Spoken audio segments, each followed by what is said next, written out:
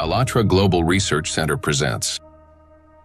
We are seeing people being diagnosed earlier compared to 50 years ago.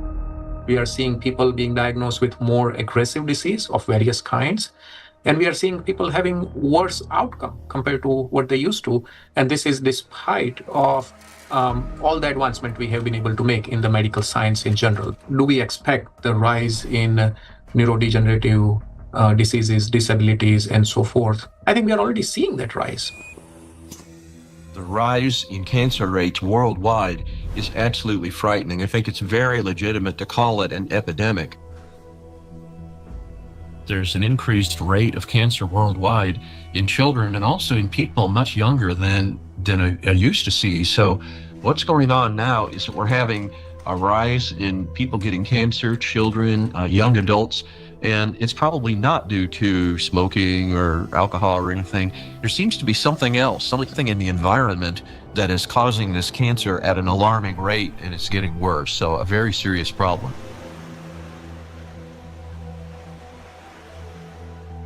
Diseases are emerging early in life. Today's generation is getting sick at ages when their parents were still healthy. And what's worse is that they're often battling not just one, but multiple chronic diseases simultaneously. How can this be happening despite all the advances in modern medicine?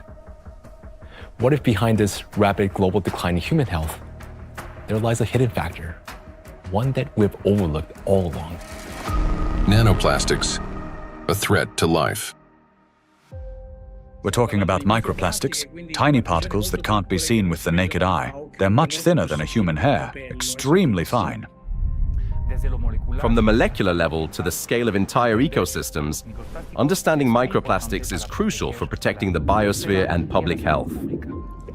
I was also surprised that it took so long, to people to recognize that's a problem, because this plastic production increased super high in the 1950s, and we have now, I guess, something between 400 and 500 million tons of plastic production every year, and this keeps accumulating, and in all our ecosystems. So it's not only affecting the human life, but the whole ecosystem. So it's every individual, every plant, even bacteria. They take them up. So that's something which we have to take into account. The fact that it now pervades from our deepest ocean to our highest mountain, that it's present in more or less every living sample that scientists have looked at, and in some populations in considerable proportions, and that it's now pervading, our food, drink, and the air we breathe, to me, is quite concerning. The science has clearly, without a doubt, shown that these chemicals, these particles are very harmful for us in various ways, not just one organ system, but all organ systems are affected. Plastic symbolizes progress, a triumph of human ingenuity, a material that is light, strong, and built to last forever. Yet, as humanity, we miss something crucial. We fail to notice how the very material created to improve our lives began instead to endanger them. Unfortunately, people often underestimate the true threat posed by plastics. Many think of it merely as an environmental problem. Bottles scattered on beaches, debris floating across the sea. And yes, these do pollute our planet. But large plastic pieces alone cannot destroy the entire biosphere, including humanity, unlike the microscopic particles they eventually become. This plastic bottle. In this form, it poses no immediate danger. But everything changes once this solid object disintegrates into masses of microscopic fragments.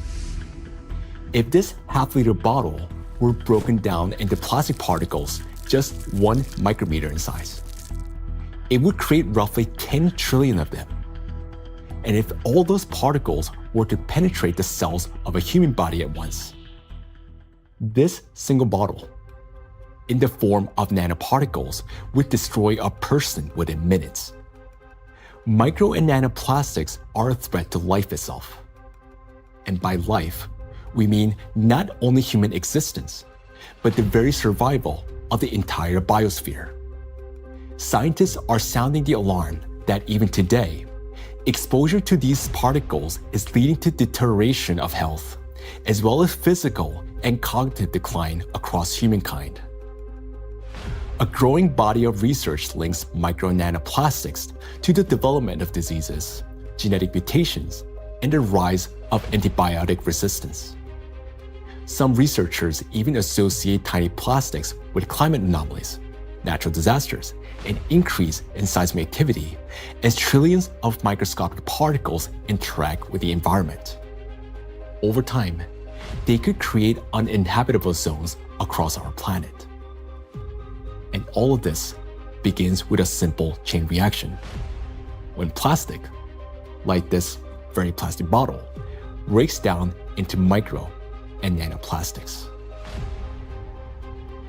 This documentary is a result of a large-scale investigation. We've examined hundreds of scientific studies and thousands of facts to answer key questions, like why are plastics so particularly dangerous? How can plastic particles threaten the very foundation of life? And what chances remain for humanity to change its course? Today, only a few hundred, perhaps a few thousand people truly understand the magnitude of this threat. A number far too small for a world of 8 billion. But by watching this documentary, you will become one of the few who understand what's really happening.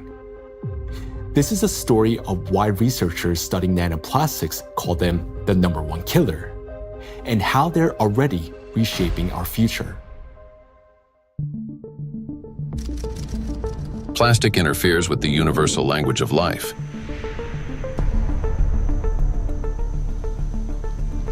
We are living in an era when life on Earth is disappearing faster than ever since the age of the dinosaurs. Currently, the extinction rate of species is 1,000 times higher than the natural extinction rates, making our time one of the most devastating periods in all of history in terms of biodiversity loss. The 6th mass extinction is already underway. The modern world is plunging into a biological collapse, like the ones in the past that wiped out up to 90% of all living creatures on the planet. While past global catastrophes were driven by volcanic eruptions or meteor impacts, today a new factor has joined these forces of nature, an invisible enemy created by humans, capable of destroying all life. Plastics are everywhere.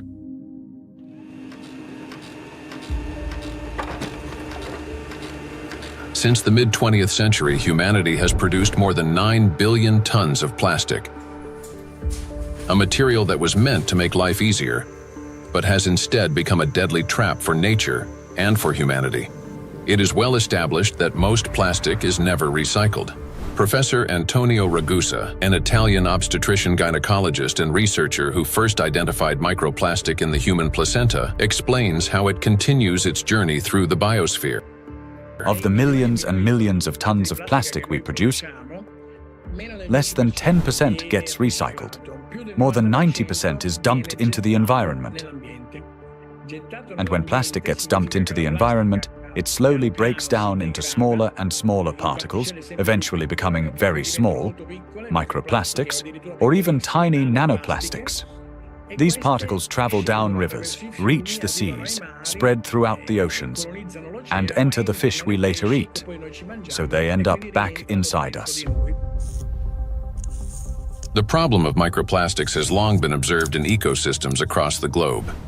Professor Sedat Gündoğdu of Çukurova University in Turkey, founder of a research group on microplastics and expert in marine biology and Mediterranean microplastic contamination, speaks about this growing concern. I'm working on fish biology mostly. I was working on fish biology since 2016.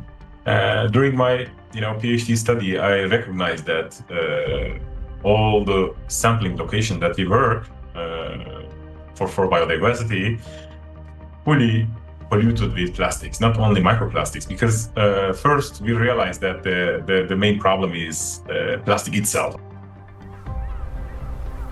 Today we are accustomed to hearing the word microplastic. But there was a time when this term simply didn't exist. Professor Richard Thompson is a marine biologist at the University of Plymouth, director of the Marine Institute, officer of the Order of the British Empire, and fellow of the Royal Society. In his work, he was the first to describe microscopic plastic particles in the marine environment, laying the foundation for an entirely new field of research.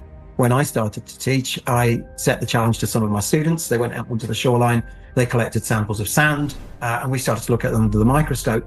And from the very first samples, we could see pieces that did not look like sand grains, brightly colored pieces, red and blue. And it was then almost a kind of forensic journey to confirm their identity. And we confirmed that they were indeed plastics. We showed that they were present around the UK in a range of different habitats, in sediments and in the water column. And interestingly, in that first paper in 2004, my first paper on the topic, we used the term microplastics. And the term hadn't been used in this context for truly microscopic pieces before. There had been, and we referenced them in our paper, some studies of small pieces of plastic before, but we went smaller than anybody else. We showed this bioavailability. We showed the temporal trend of increasing over time. The ocean is the main reservoir of plastic accumulation. It already contains more than 200 million tons of plastic waste, and this amount continues to grow every day. It is important to understand that plastic does not disappear. Under the influence of sunlight, waves, salinity, and mechanical friction, it breaks down into microplastics and nanoplastics. Microplastics are plastic particles smaller than 5 millimeters in size, while nanoplastics are smaller than 1 micrometer, about 1,000 times thinner than a human hair. There are about 350 trillion microplastic particles in the surface layer of the ocean alone. Yet the real number is far greater. Scientists estimate that roughly 90% of nanoplastic particles are too small to be detected by current analytical instruments. As water evaporates from the surface of oceans and other bodies of water, microplastic particles rise into the atmosphere together with the water vapor. Dr. Dusan Materic, an environmental analyst at the Helmholtz Center for Environmental Research, Germany, leads a research group dedicated to the study of nanoplastics. Dr. Materic investigates atmospheric nanoplastics at the Sonnenblick Observatory in Austria, the oldest high-altitude research station in Europe. And for those nanoplastics that fragments from big fibers, because of UV weathering, because of just mechanical forces, those shredding nanoplastics are much more potent to stay in the air for a long, long period, and that means picked up and brought even here at 3,106 meters above sea level. So what we discovered is that we have nanoplastics across all the stations, and we have nanoplastics even in the deepest ocean environment, and our deepest point is below 5,000 meters. Micro and nanoparticles in the atmosphere can travel thousands of kilometers, crossing from one continent to another. This is noted by Dr. Elke Ludewig from Austria, who heads the Sonnenblick Observatory and the European Center for Cloud Ambient Intercomparison, where the transport of these particles and the effects of this process are recorded. We know from different cases that we have really long transports of particles from, for example, Japan up to here, or Canada, for example. There are two examples I can tell you. The one is the accident in Fukushima. It took about 11 days until particles, aerosol particles with a higher radiation, received the Sonnenblick Observatory. Another example was in 2025, on the 9th of June, there was a kind of transport, an air mass from Canada received the station here.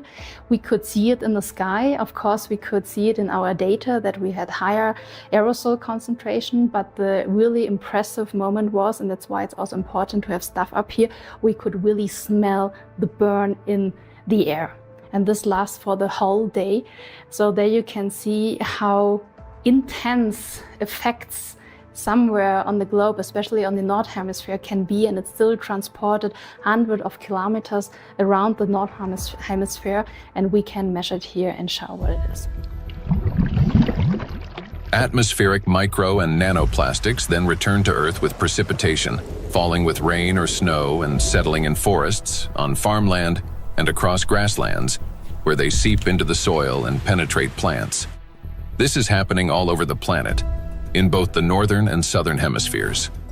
Liliana Cáceres Sanchez, MSc in Science, Technology and Health, a biologist specializing in ecotoxicology and environmental protection, and a researcher at the Center for Research in Exact Sciences and Engineering at the Bolivian Catholic University San Pablo, notes that microplastics are present in natural environments, in living organisms, and in food products. In recent years, we've conducted analyses of soil, air, and both surface and groundwater in Cochabamba. We have also examined lakes and lagoons, and in all of these samples, we have found microplastics. The fact that we found microplastics even in areas with no human presence suggests that microplastic particles are actively moving through the environment. In addition, we identified their presence in food and in living organisms.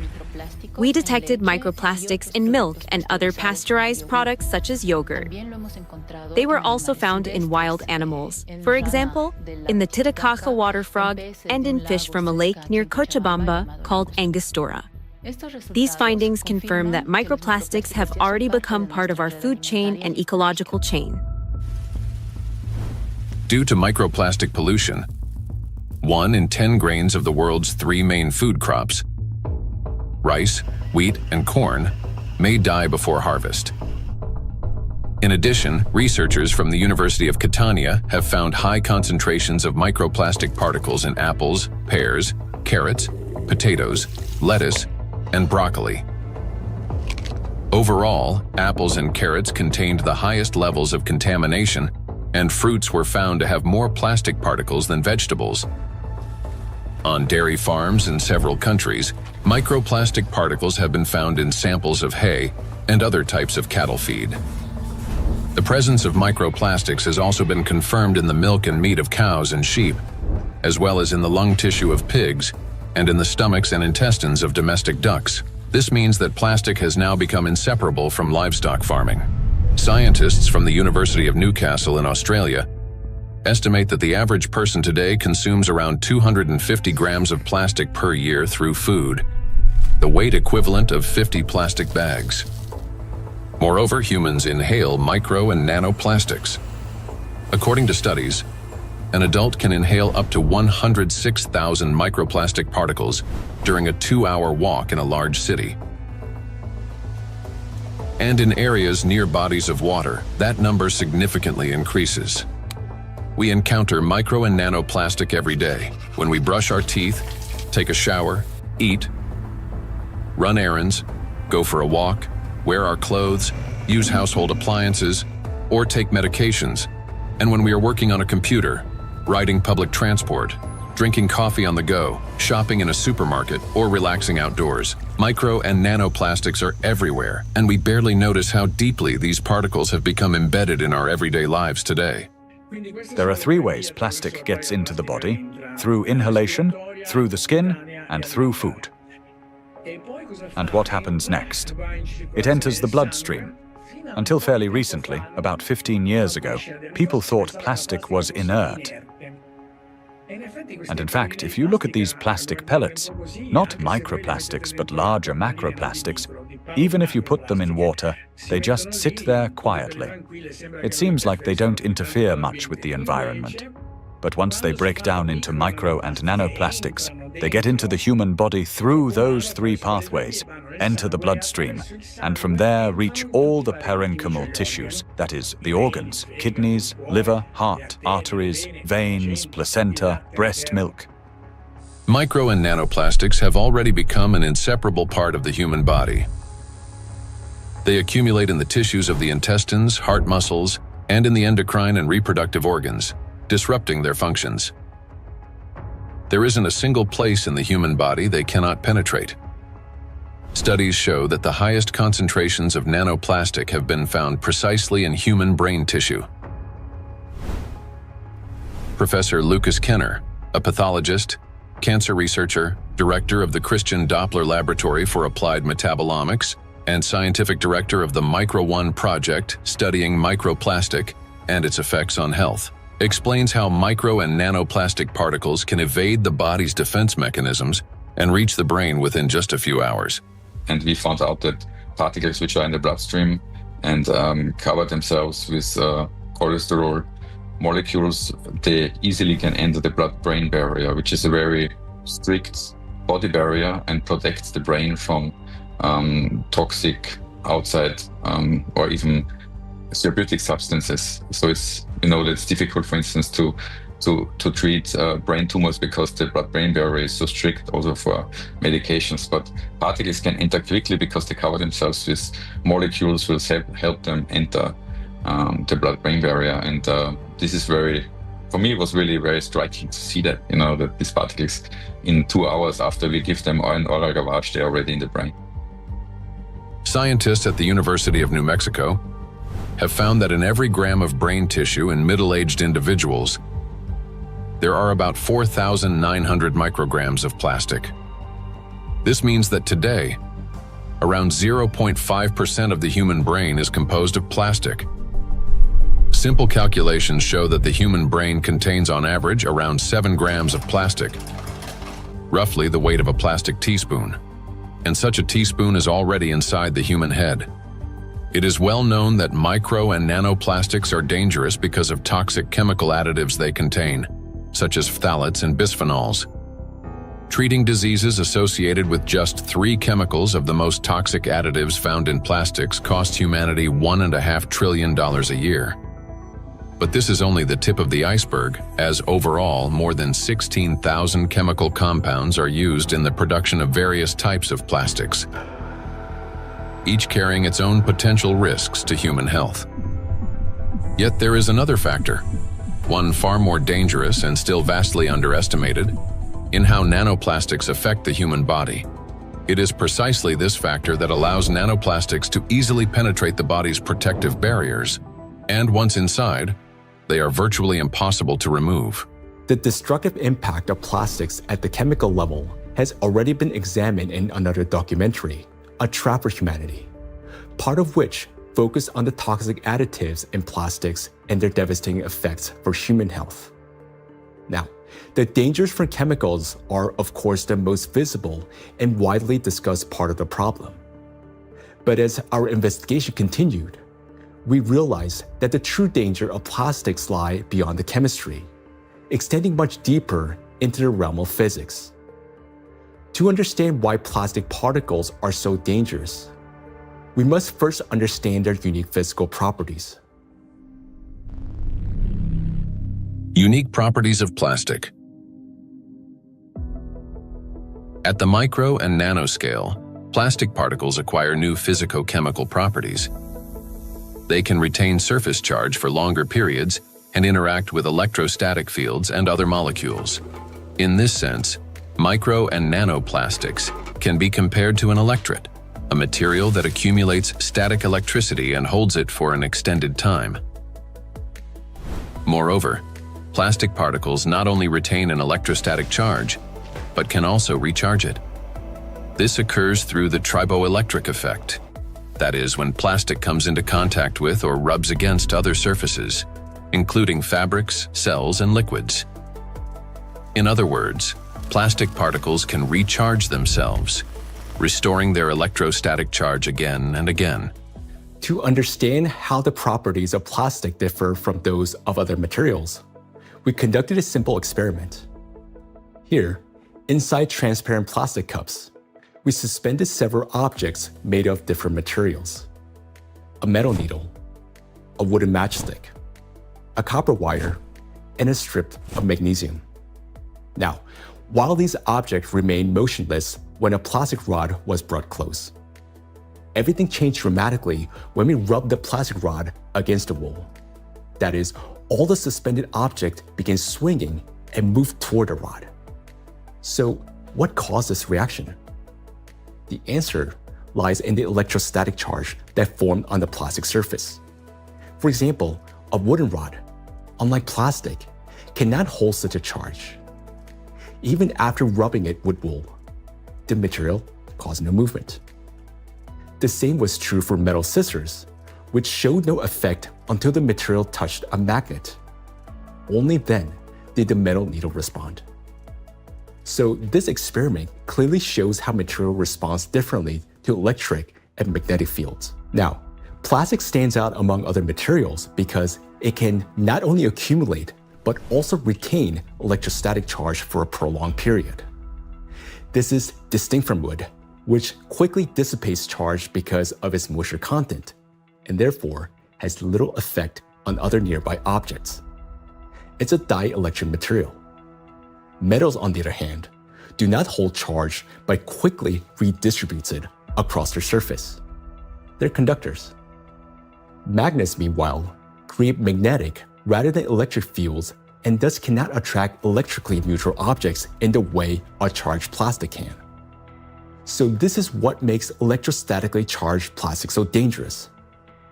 It is an invisible force capable of changing everything around it. Once charged, plastic can attract even neutral particles, disrupting many natural physical processes. And as plastics breaks down into smaller fragments, micro and nanoplastics, it doesn't lose its properties. In fact, the impact of plastic on the environment and living organisms only intensifies as the particles become smaller. It's the charge that makes plastic especially dangerous to all life on our planet. Therefore, plastic cannot be regarded as passive waste. It is an active, electrically charged material capable of interacting with nearly all substances on Earth, from atmospheric particles to living cells.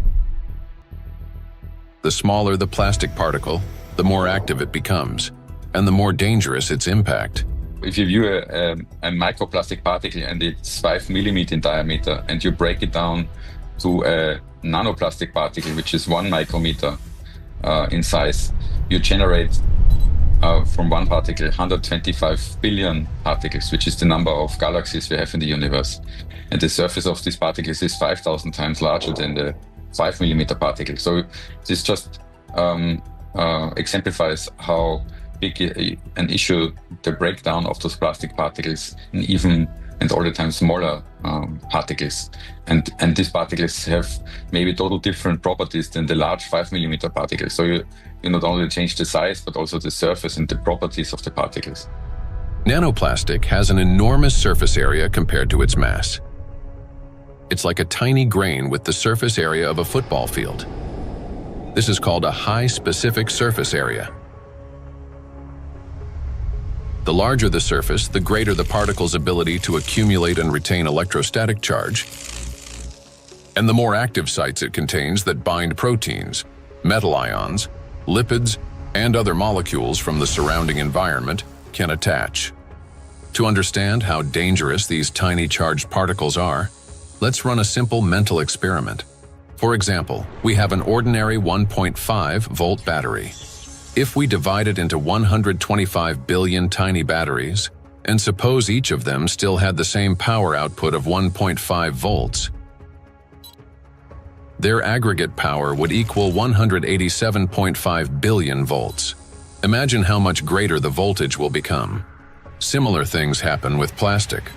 When a single fragment of plastic is divided into 125 billion particles, each carrying a charge, the amount of charge increases.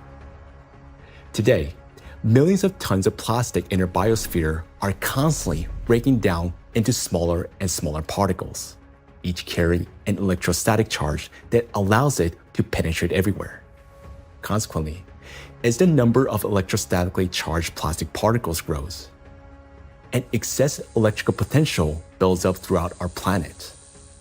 This is a major factor disrupting the Earth's energy balance, contributing to warming of the oceans, increase in atmospheric anomalies, as well as the number and severity of natural disasters each year. Note that the warmer the ocean, the more acidic it gets, and the faster plastic breaks down into charged micro-nanoplastics. This in turn leads to greater buildup of energy on our planet, amplifying all these processes in a self-reinforcing chain reaction. In addition, the smaller the particle, the more easily it penetrates the protective barrier of living organisms, including humans, triggering various chronic diseases and killing millions of people. We'll explore all of this in detail. In other words, plastic fragmentation does not make it safer. On the contrary, it transforms it into nanoparticles that readily penetrate living organisms. We know so far that compared to microplastics, nanoplastics can pass through the cell membranes much easily. That means that they can go to our bloodstream, not just us animals as well, and they can be carried to certain organs, deposited there, hard to be excreted back and things like that. This is why nanoplastic is far more dangerous than microplastic, as its capacity to accumulate electrostatic charge is significantly greater. Due to their electrolyte behavior and small size, plastics do not remain inert particles. They become charged and transform into trillions of micro and nano killers. It is through this charge that tiny plastics can penetrate deep into the living tissues and even destroy them. Today, these particles are everywhere, and they're already interfering with the delicate electrical processes in nature. Now, we often think of electricity as something artificial, confined to light bulbs, batteries, and wires. But in reality, electrical impulses are the very language of life. That is, they enable the entire biosphere to function. And it is precisely these natural processes that electrostatically charged micro and nanoplastics are now disrupting. Universal language of nature.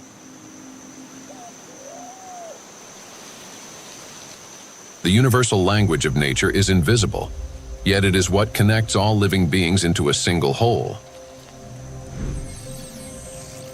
Forests.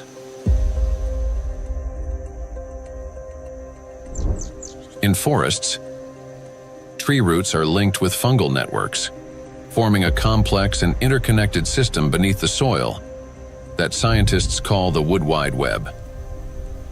This network not only distributes water and nutrients, but also enables plants to exchange information.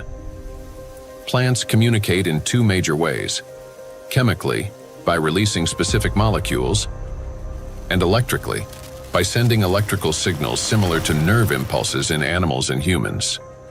For example, when insects attack, a tree generates an electrical signal that triggers defensive responses. This signal can travel through roots into the fungal network, reaching other trees. A similar effect was detected by scientists during a solar eclipse. The bioelectric signals of trees began to synchronize, forming a single impulse. The oldest trees responded first, as if they remembered such events, and were warning the younger ones.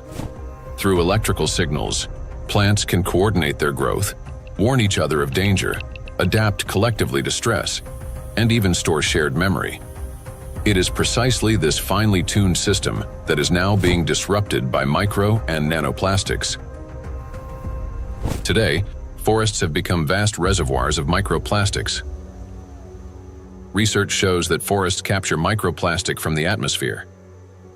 As air currents pass through forests, they carry tons of microplastic particles.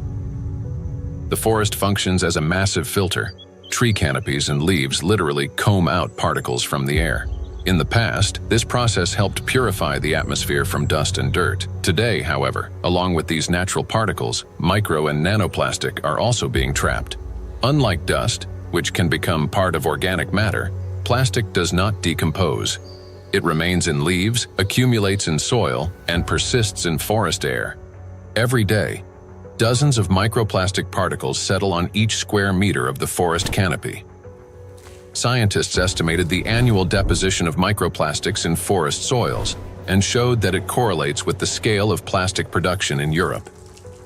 Assuming that atmospheric fallout is the primary source, they concluded that roughly 400,000 microplastic particles per square meter could accumulate in forest soil over a 70-year period. Charged particles distort bioelectrical signals and deprive forests of their ability to adapt and survive. Negatively charged nanoparticles penetrate plant roots more easily, disrupting nutrient absorption. As a result, growth slows down and root formation is impaired. In addition, electrostatically charged micro and nanoparticles of plastic adhere to leaves and penetrate plant cells, impairing photosynthesis. They damage chloroplasts, the energy centers of plant cells, the analog of mitochondria in animal and human cells. Prolonged exposure to micro and nanoplastics reduces the ability of plants to produce oxygen. Some of the world's forests, such as the eastern forests of the Amazon, are already emitting more carbon dioxide than they produce oxygen. Animals. Micro and nanoplastics can penetrate the brains of animals. Electrostatically charged plastic particles damage brain cells and disrupt the transmission of nerve impulses. This causes malfunctions in the nervous system, from reduced vision, hearing, and smell to impaired motor coordination. As a result, animals struggle to navigate, find food, avoid danger, and to communicate with one another. And all of this greatly reduces their chances of survival.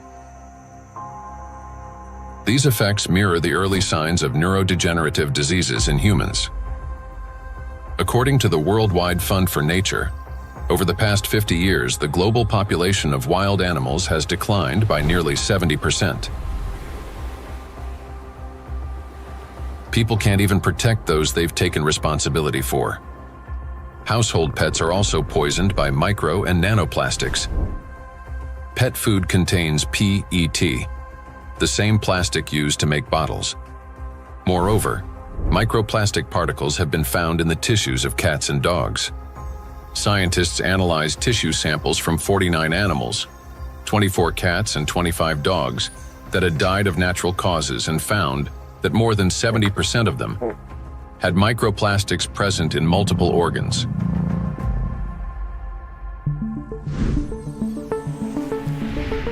Insects. The rate of insect extinction is 8 times higher than that of mammals, birds, or reptiles. The crisis is especially severe for pollinators, bees, whose role in ecosystems and agriculture is critical. Wild and domesticated bees pollinate 75% of agricultural crops and 90% of wild flowering plants. More than 30% of the world's food production depends on bees. Today, populations of honeybees and wild bees are declining rapidly. If this trend continues, half of all bee populations may disappear within the next decade. The disappearance of bees means the loss of the link that connects plants and food, nature, and humanity. Studies by Indian researchers have identified a correlation between microplastic pollution and declining populations of insects. Bees interact with their environment through electrical impulses. They navigate not only by scent, color, and flower shape, but also, remarkably, by sensing a flower's electric field. When a bee approaches a flower, they communicate through the electrical field. As bees fly, friction with the air gives their bodies a positive charge, while flowers, being grounded, carry a negative charge. This difference creates an electric field that allows pollen to transfer to the bee even before it lands. Experiments have shown that bees can distinguish flowers by their electric fields, associate specific electrical signals with the presence of nectar, and even determine a flower's freshness by the strength of its residual charge. After a flower has been visited, its electric field weakens, and other bees can read the signal that the flower contains less nectar. Moreover, the bee's own electric charge can stimulate a plant to release fragrance, attracting even more pollinators. Thus, an entire electrical communication system operates between bees and flowers. The electrostatic charge carried by micro and nanoplastics distorts these electrical impulses, affecting the bee's brain and nervous system. As a result, bees can no longer recognize flowers, locate nectar, find its way home, or identify members of their colony. Even the smallest doses of microplastics can be lethal to bees. Bees are covered in sensitive hairs and constantly interact with their environment, allowing plastic particles to settle on their bodies and easily penetrate them. One of the leading experts studying the impact of microplastics on insects is Professor David Baraki, PhD in ecology and animal ethology, biologist, and head of the Cognitive and Behavioral Ecology Lab, B-Lab, at the University of Florence. We already know from our studies and studies from other colleagues that, for instance, the microplastic can affect the gut microbiome. So if they feed with microplastics, this can generate dysbiosis, or the microbiota can be affected. In the same way, we found that it can affect the immune response. So both honeybees and bumblebees have kind of immune depression, so they are not any longer able to fight infections. And they can also show altered behavior. So, for instance, again, learning and memory is affected.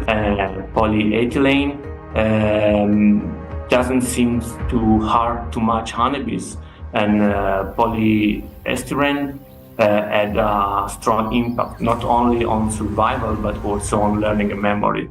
So in our experiment, we really found that this polymer, concentration that we probably can find in environment can actually impair memory formation and memory retrieval. And this is, of course, alarming because for honeybees, it's, as I said, it's very, very important to have a good learning and memory capabilities.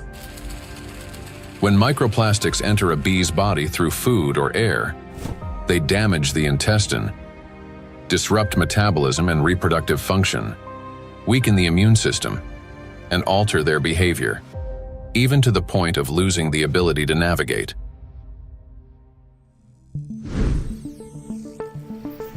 Birds.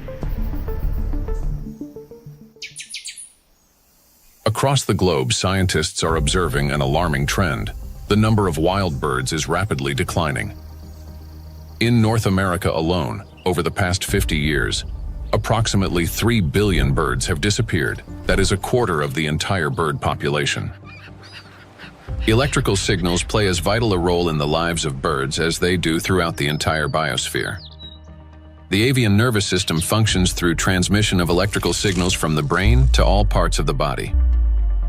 Those impulses control movements of wings, tail, and body in flight, vision and coordination, cognitive responses, for example, evading predators, song and vocal communication. Birds are true living navigators capable of traveling thousands of kilometers and returning precisely to the same locations year after year. Scientists have discovered that many migratory birds use Earth's magnetic field for orientation. Imagine an airplane. A pilot sees a radar screen with lines and markers to avoid getting lost in the sky. For birds, their eyes serve as such a radar. Specialized molecules in their eyes detect both light and Earth's magnetic field, converting them into electrical signals.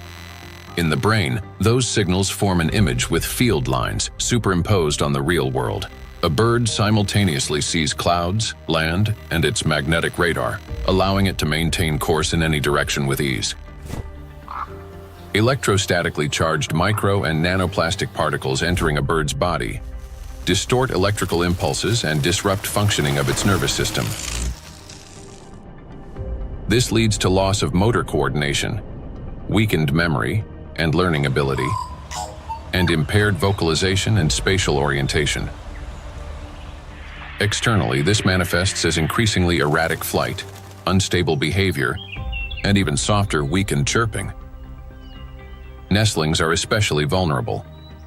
Many do not survive to adulthood, and those that do often exhibit cognitive impairments. However, that's not all. Plastics damage the liver, kidneys, stomach, and brain of birds, causing symptoms that resemble Alzheimer's disease. Even birds that appear healthy lose the ability to adequately care for their partners and offspring, sharply reducing their chances of successful reproduction.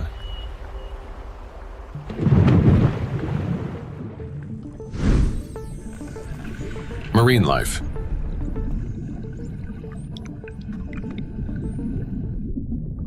Beneath the surface reigns a unique world where vision weakens and sounds become distorted. In such conditions, marine life perceives reality differently. Through electroreception, the ability to sense faint electric fields and navigate by them. Predators such as sharks can detect tiny electrical impulses produced by muscle contractions and the heartbeat of their prey. Even if a fish remains motionless and hidden in sand, its bioelectric signals reveal its location. All living organisms in water generate continuous bioelectric fields due to ion flow across their skin. Those fields are subtly altered when the animal moves or when another living being appears nearby. Electrical impulses are an inseparable part of life itself, even underwater. Electrostatically charged micro and nanoplastics can distort or block those signals, which makes marine creatures especially vulnerable. As a result, marine animals and fish lose their ability to accurately locate prey, avoid predators, and follow migration routes. This threatens their survival and leads to population declines. Furthermore, fish exposed to microplastics exhibit a wide range of toxic effects, from immune system dysfunction to altered blood composition. Signs of neurotoxicity, growth retardation, and reduced reproductive capacity have also been documented in fish.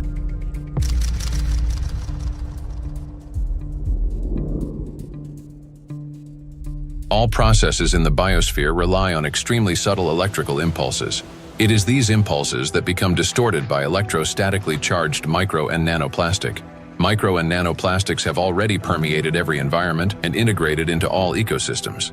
The examples given here represent only a small part of a global problem.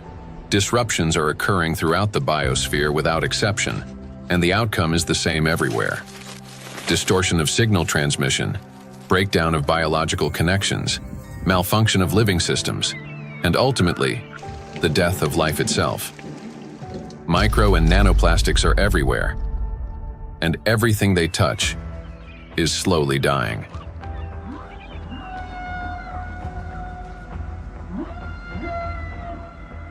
Charged micro and nanoplastics disturb the natural biological impulses that form the very foundation of life.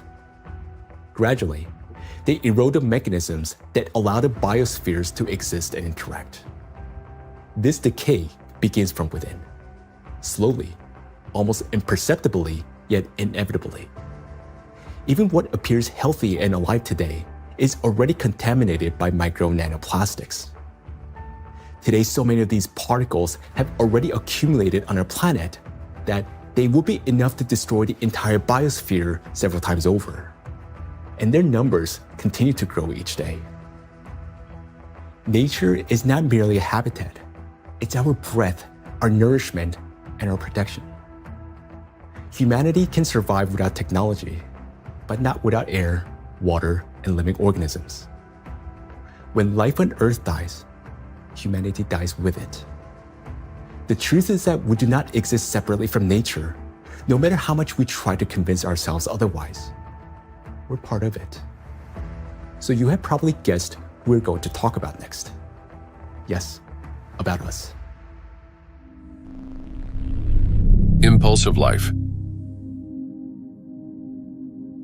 For humans, just like for all living beings in the biosphere, electrical signals are the pulse of life. The human body is, quite literally, an electrical system. The brain thinks with the help of electrical impulses. The heart beats because cells transmit electrical signals to one another, and muscles contract when they receive signals from the nervous system. Neurons play a key role in coordinating all body functions by generating and transmitting electrical impulses. How an electrical impulse is generated in neurons. Every neuron has a membrane with the so-called gates, ion channels. When a signal needs to be transmitted, some of these gates open, and ions begin moving quickly into or out of the cell. This flow of ions changes the membrane's electrical charge, creating an electrical impulse. The impulse travels along the neuron and transmits information further to other cells. How you communicate, whether you interrupt, speak quickly and emotionally, or on the contrary, whether you're apathetic. How you scroll through a news feed on your phone, whether you rush or move slowly, depends largely on the balance of ions. When this balance is disrupted, a person can become overly irritable, or, on the contrary, sluggish. Every movement and reaction of our body is based on electrical impulses in neurons and other cells. For example, if you accidentally touch a hot object, nerve fibers instantly transmit a signal to the brain, which commands the muscles. Pull your hand away. Without electrical impulses, the body wouldn't be able to maintain a stable internal state, homeostasis. Even the immune system cannot function without electrical impulses. The speed and strength of every immune cell's response depend directly on the quality of impulse transmission. Emotions and thoughts are also the language of electrical impulses. When you feel joy, sadness, excitement, love, or recall a memory, tiny electrical sparks run between neurons. They're like messages between friends. One neuron writes, another reads, and passes it on. Through these chains, thoughts, emotions, and decisions are born. When you learn something new, that too is the work of electrical impulses. They create new neural connections, as if paving little pathways in the brain that make it easier for impulses to travel later on. Even at the very beginning of life, when a sperm cell fertilizes an egg, an extraordinary phenomenon occurs. This contact triggers a cascade of biochemical reactions, including the release of billions of zinc ions. This impulse acts like a start button that activates the egg and initiates the very process from which the future embryo begins to develop. We rarely think of ourselves as electrical systems, yet that's exactly how our bodies function. Nature created a perfect design in which countless vital processes and interactions occur through electrical impulses. But there was one thing that nature could not have foreseen: that humans would create an enemy capable of infiltrating and disrupting this perfect mechanism. In studying micro and nanoplastics, we discovered that their most dangerous weapon is invisible. It is the electrostatic charge that these particles accumulate and retain. This charge begins to destroy us from within, starting from the very foundation of life, the cell. Inside the cell, charged nanoplastics cause the greatest harm. They disrupt communications between the cells, trigger self-destruction programs, and deprive cells of their ability to generate energy for sustaining life. The question is, how do plastics do this? How do micro and nanoplastics damage the body's cells? Disruption of interactions between neurons. Electrostatic charge and extremely small size allow nanoplastic particles to penetrate inside human cells. The impact of nanoplastics on cell function can be clearly traced in neurons, cells of the nervous system, as their function is directly linked to the generation and transmission of electrical signals.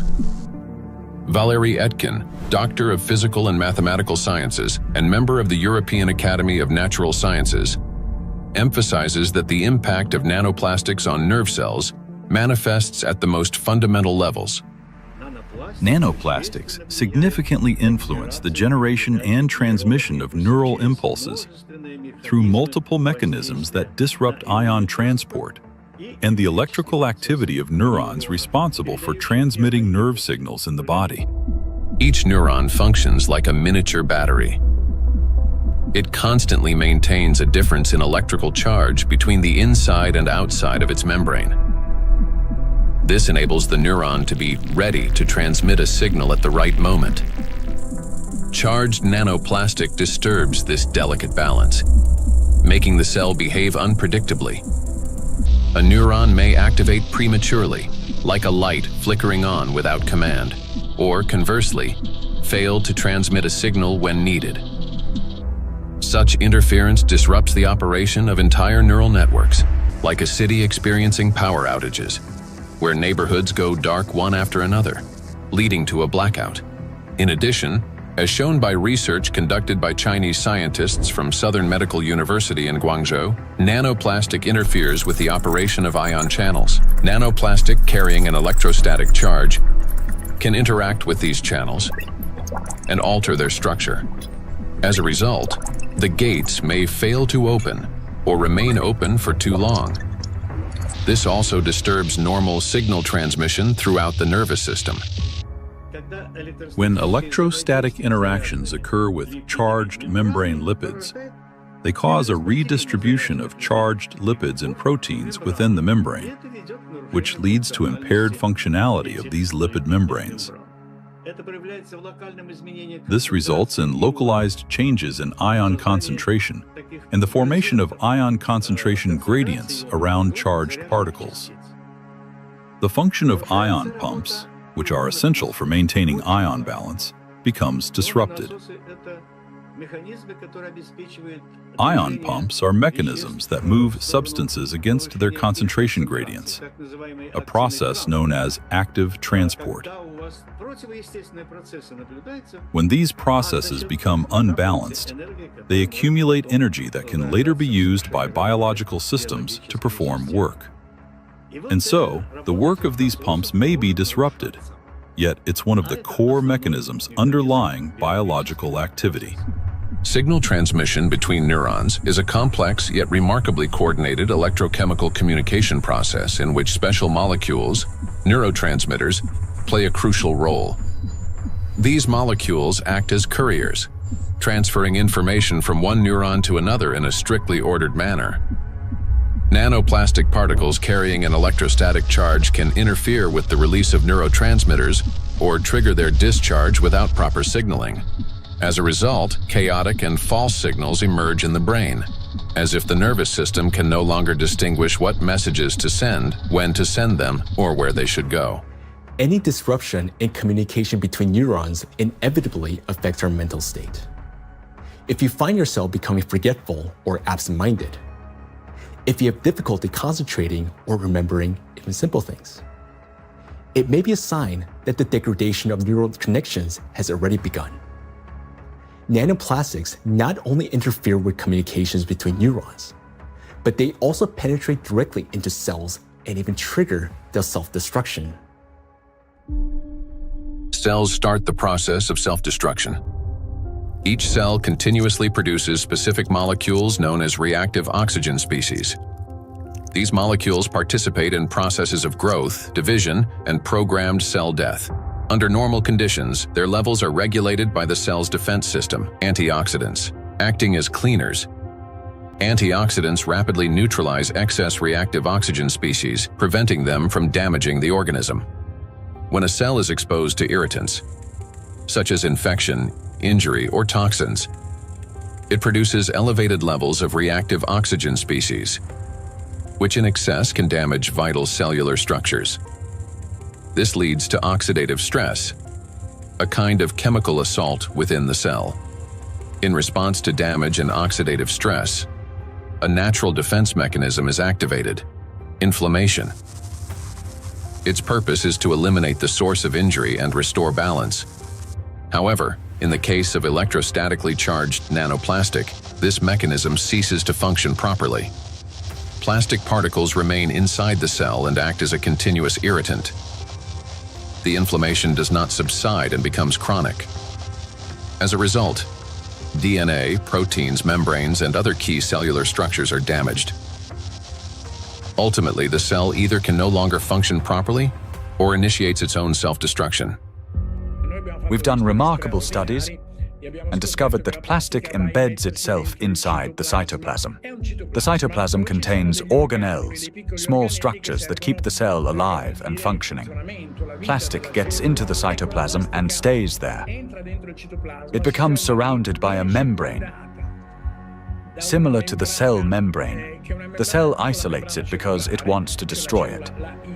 And it starts producing enzymes and other substances the cell normally uses when it's invaded by microbes, viruses, bacteria, or antigens. But unlike those natural invaders, plastic is indestructible, as we said. So the cell is essentially subjected to chronic stress, and eventually it becomes diseased. The Microplastics Research Group at the Bolivian Catholic University in Cochabamba uses aquatic planarians, small organisms that serve as highly useful biological models.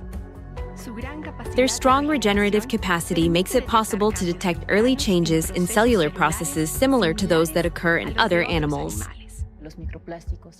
Microplastics, especially when combined with other pollutants such as metals, are already affecting living organisms.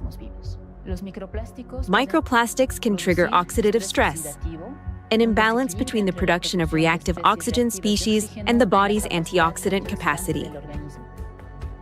This oxidative stress directly affects cellular metabolism, disrupting the functions of proteins, lipids, and nucleic acids, which can lead to changes in growth, regeneration, and the overall physiology of organisms. Thus, exposure to electrostatically charged nanoplastic leads to oxidative stress, inflammation, and consequently, the death of not only neurons, but also other types of cells. Oxidative stress is like a fire burning inside a cell, while antioxidants are like firefighters that work to extinguish it. Note that nanoplastics act as a fuel for the fire, feeding it endlessly until the cell is consumed from within. Yet, that's not all nanoplastics do inside our cells. They also destroy the cell's power plants, the mitochondria. Every cell lives and functions thanks to the energy produced by mitochondria. That very energy powers all processes in the body, from cell division to hormone synthesis. Even the electrical impulses that we've been talking about depend on the energy from mitochondria. And it is precisely this vital source of life that charged nanoplastics attack. Cells stop producing energy for life. Recent studies have shown that mitochondria are particularly vulnerable to the effects of nanoplastic. And that's where a cascade of processes leading to aging and disease begins. Scientists from China have discovered that the electrostatic charge and tiny size of nanoplastic particles allow them to penetrate deep into the cell and accumulate even within mitochondria, disrupting their function. Such a condition is known as mitochondrial dysfunction, a state in which mitochondria can no longer perform their essential roles. For comparison, a mitochondrion is approximately the size of a bacterium, while a nanoplastic particle is dozens of times smaller. Dr. Jeffrey Long, a radiation oncologist with many years of clinical experience and an expert on environmental exposures and their impact on human health, explains the destructive intracellular processes triggered by nanoplastic. They can get into the cell and they can damage the critical parts of the cell, particularly mitochondria. Mitochondria in each cell in the human body is sort of the energy machine. It produces the stuff, raw stuff that provides energy to the entire rest of the cell. And it is frightening to understand, and increasingly so with increasing scientific studies, that nanoparticles nanoplastics, as they get in, are actually damaging the mitochondria, that energy-producing part of the cell. They're also damaging the part of the cell involved in division and reproduction called DNA. And certainly they can affect other molecules and proteins within the cell. Mitochondria are the cell's energy and signaling center. They regulate metabolism, control cell growth and division, protect against oxidative stress, modulate inflammation and immune responses, and trigger programmed cell death. One of their key functions is cellular respiration, the process by which energy is produced. Energy in the human body is generated as follows. First, proteins, fats, and carbohydrates from food are broken down into simple molecules. These molecules then enter the mitochondria, where electrons are extracted from them. The electrons move along a specialized chain of proteins, much like an electric current passing through wires. This electron flow drives the mitochondrial energy machinery, resulting in the production of ATP, the universal fuel that powers all organs and tissues. A single mitochondrion can produce up to 10 million molecules of ATP per day. However, electrostatically charged nanoplastic interferes with this delicate process. Its particles disrupt movement of electrons and reduce the efficiency of ATP synthesis. It is similar to a power plant where the wiring begins to short circuit. The generator falters, energy output drops, and the entire system starts to fail more quickly. Mitochondria have their own DNA, a set of instructions for energy production. Without it, mitochondria cannot generate energy, and the cell gradually loses its power source and begins to deteriorate. Exposure to nanoplastic causes mutations to accumulate rapidly in mitochondrial DNA, further impairing mitochondrial function. Studies published in 2023 demonstrated that 50 nanometer polystyrene nanoparticles sharply reduce ATP production and increase the number of mutations in mitochondrial DNA. We have studies on this, with dramatic images taken using a scanning electron microscope, as well as a transmission one, where you can actually see plastic destroying the mitochondria, the structures that produce a cell's energy. Chronic exposure to nanoplastic turns cells into a battlefield. Their electrostatic charge prevents mitochondria from carrying out their essential functions, and this disruption marks the beginning of the slow decline of cells, tissues, and organs. We have now seen the key mechanisms by which charged nanoplastic particles damage cells. Each of these processes is destructive on their own, but they also occur simultaneously and amplify one another's effects. This chain reaction unleashes avalanche of damages leading to cell death, and ultimately causing systemic breakdowns and accelerating biological aging. Micro and nanoplastics accelerate aging. We tend to think that aging begins with wrinkles, gray hair, or fatigue. But in reality, it starts deep within the cells, with mitochondrial dysfunction and failures in key biological processes. Over time, damaged and dying cells accumulate, and the body loses its ability to renew itself. Aging is the gradual wear and tear of life's internal mechanisms. Scientists identify several main mechanisms of aging, such as oxidative stress, mitochondrial dysfunction, chronic inflammation, telomere shortening, DNA damage accumulation, epigenetic alterations. These same mechanisms underlie various diseases. When mitochondria can no longer produce sufficient energy, when DNA damage accumulates, and when inflammation becomes chronic, the organism grows increasingly vulnerable. This is when conditions such as diabetes, cancer, heart attack, dementia, and Alzheimer's disease begin to develop, and they all share one root cause: the aging of cells and tissues. Here's the crucial point. Electrostatically charged nanoplastic induces the same processes: oxidative stress, DNA damage, mitochondrial dysfunction, telomere shortening, chronic inflammation, and epigenetic alterations. Thus, electrostatically charged nanoplastic artificially accelerates cellular aging. What once unfolded over decades can now progress many times faster under its influence. And we are already witnessing the consequences. Diseases are becoming younger. Scientists have found that modern generations develop illnesses earlier and accumulate more chronic conditions than their parents did at the same age. Even a difference of just a few years now translates into noticeably higher rates of disease. Cancer and hypertension remain the most common conditions. Moreover, each subsequent generation shows an increase in the number of chronic conditions in a single individual. Diseases once considered age-related are increasingly found in young people. Notably, this trend coincides with the growing plastic pollution of the environment.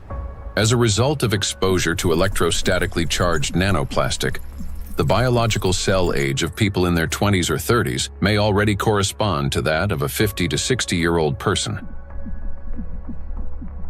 So very frightening how widespread nanoplastics are everywhere. Probably each and every one of our cells, even to you talking and among the audience listening, probably all of our cells have at least some nanoplastics. So let's summarize. Aging is a gradual breakdown of the cells in our bodies.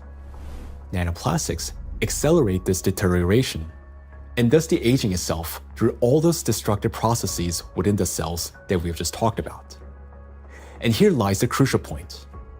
The same mechanisms that drive aging also underlie many chronic diseases. In other words, micro and nanoplastics not only speed up aging, but also contribute to the development of diseases. Today, micro nanoplastics are detected in every organ of the human body, and everywhere, in each organ, in each cell.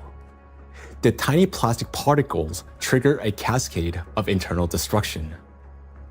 Nanoplastics damage cell membranes, disrupt ion channels, induce oxidative stress, disable mitochondria, and provoke genetic mutations. These damages affect all cell types in the same way, whether in the heart, bones, lungs, or elsewhere. Now, we know the answer to the main question that began our investigation. Why and by what mechanism are nanoplastics capable of destroying living systems at the microscopic level? But what does that mean to us, for each of us? What specific diseases arise from such cellular destruction within the human body? The answers lie ahead in the next part of our investigation. Micro and nanoplastics are damaging health. Micro and nanoplastics impact the nervous system.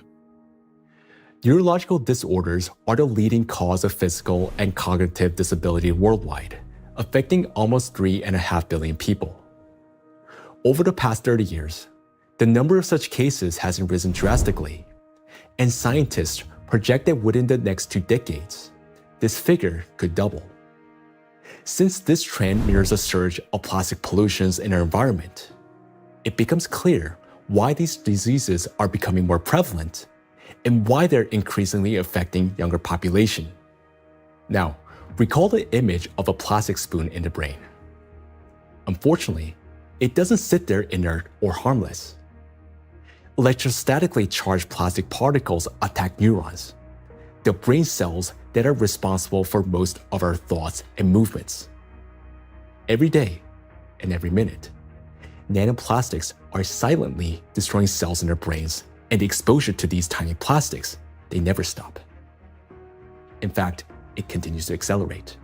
Consequently, the damage of our neurons lead to severe and often irreversible diseases like Alzheimer's and Parkinson's, multiple sclerosis, epilepsy, stroke, and many others. But neurons are not limited to the brain. They form an extensive network that coordinates and synchronizes the activity of the entire body.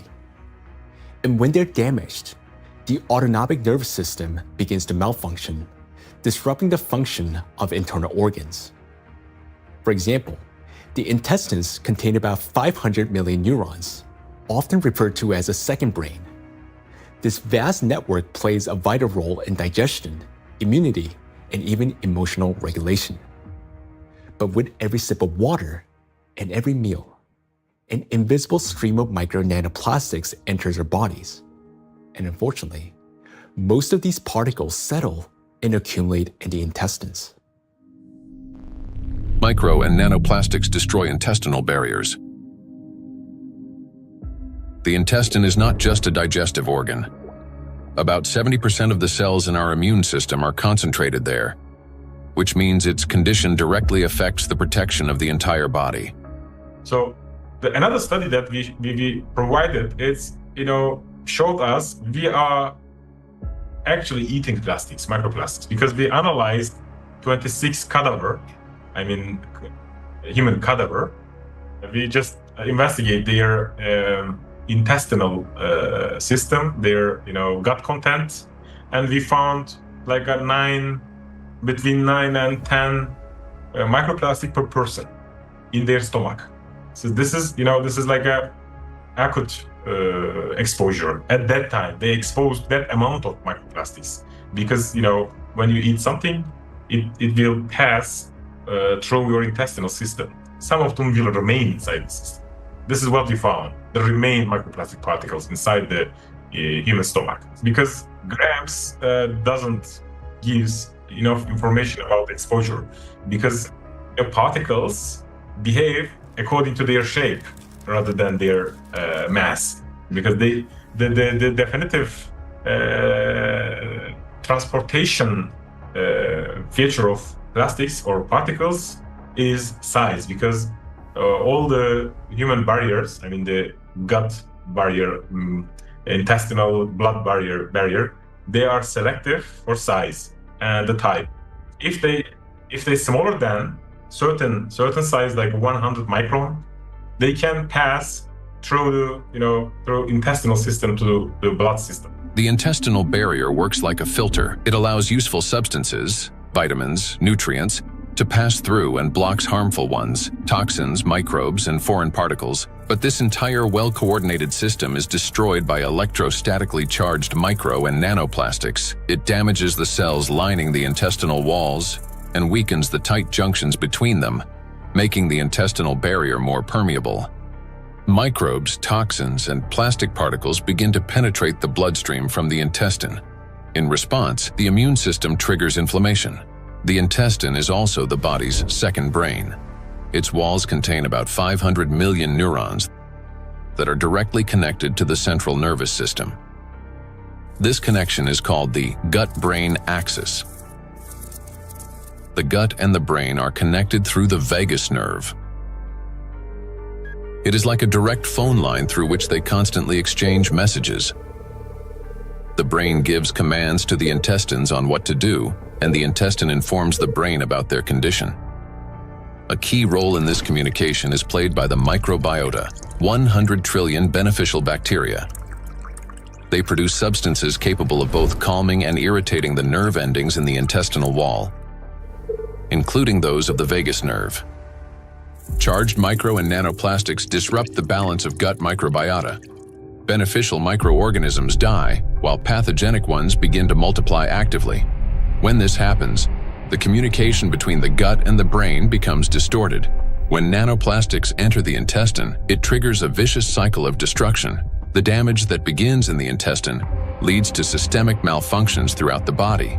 The digestive, immune, nervous, and endocrine systems all suffer. This accelerates the body's aging process and increases the risk of serious diseases such as irritable bowel syndrome and inflammatory bowel diseases, allergies and autoimmune diseases, depression, anxiety and cognitive disorders, obesity and diabetes, cardiovascular diseases, neurodegenerative diseases, such as Alzheimer's and Parkinson's. Micro and nanoplastics destroy immunity. Researchers from the University Medical Center Utrecht discovered that immune cells exposed to nanoplastic die 3 times faster than those that are not. Such accelerated death of immune cells severely weakens immunity and reduces the body's ability to fight infections. This contributes to the spread of inflammatory reactions throughout the body. Scientists from Zhengzhou University and Henan Cancer Hospital in China have found that nanoplastics penetrate even into the bone marrow and the thymus, the organs where blood and immune cells originate and mature. The bone marrow performs 2 key functions. On the one hand, it is a blood cell factory, where red blood cells, white blood cells, and platelets are formed. On the other, stem cells of the bone marrow play a role in regenerating bones, cartilage, muscles, and fat tissue. The impact of nanoplastics on stem cells means damage to the very foundation of regeneration. First, blood formation worsens. Anemia can develop due to a lack of red blood cells. Immunity decreases due to fewer white blood cells. And the risk of bleeding rises because of platelet deficiency. Second, Damage to bone cells makes bones more fragile, increasing the risk of fractures and slowing their recovery. Nanoplastics not only destroy the immune system, but through its electrostatic charge, they also create conditions for the reproduction and resilience of pathogens. A study from the University of Illinois showed that positively charged nanoplastic particles increase physiological stress in gut bacteria such as E. coli, making them more pathogenic. The electrostatic charge plays the decisive role here. It is what increases the pathogenicity of microorganisms. At the same time, nanoplastic particles without electrostatic charge did not cause physiological stress in bacteria, and their danger to humans did not increase.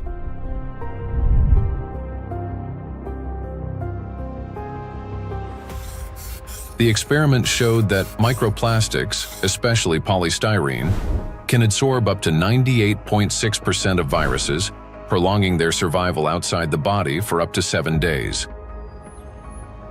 Viruses that normally die under sunlight or oxygen within hours can persist on plastic for 2 to 7 days, remaining on surfaces such as handrails, bottles, and door handles.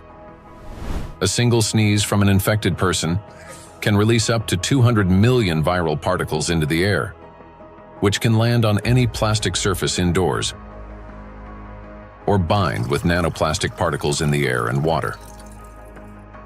Microplastics become an air and water taxi, spreading infection. Once in the bloodstream, charged micro and nanoplastic particles quickly become coated with plasma proteins, forming a biocorona, which masks them as the body's own cells and makes them invisible to the immune system. Antibiotic resistance.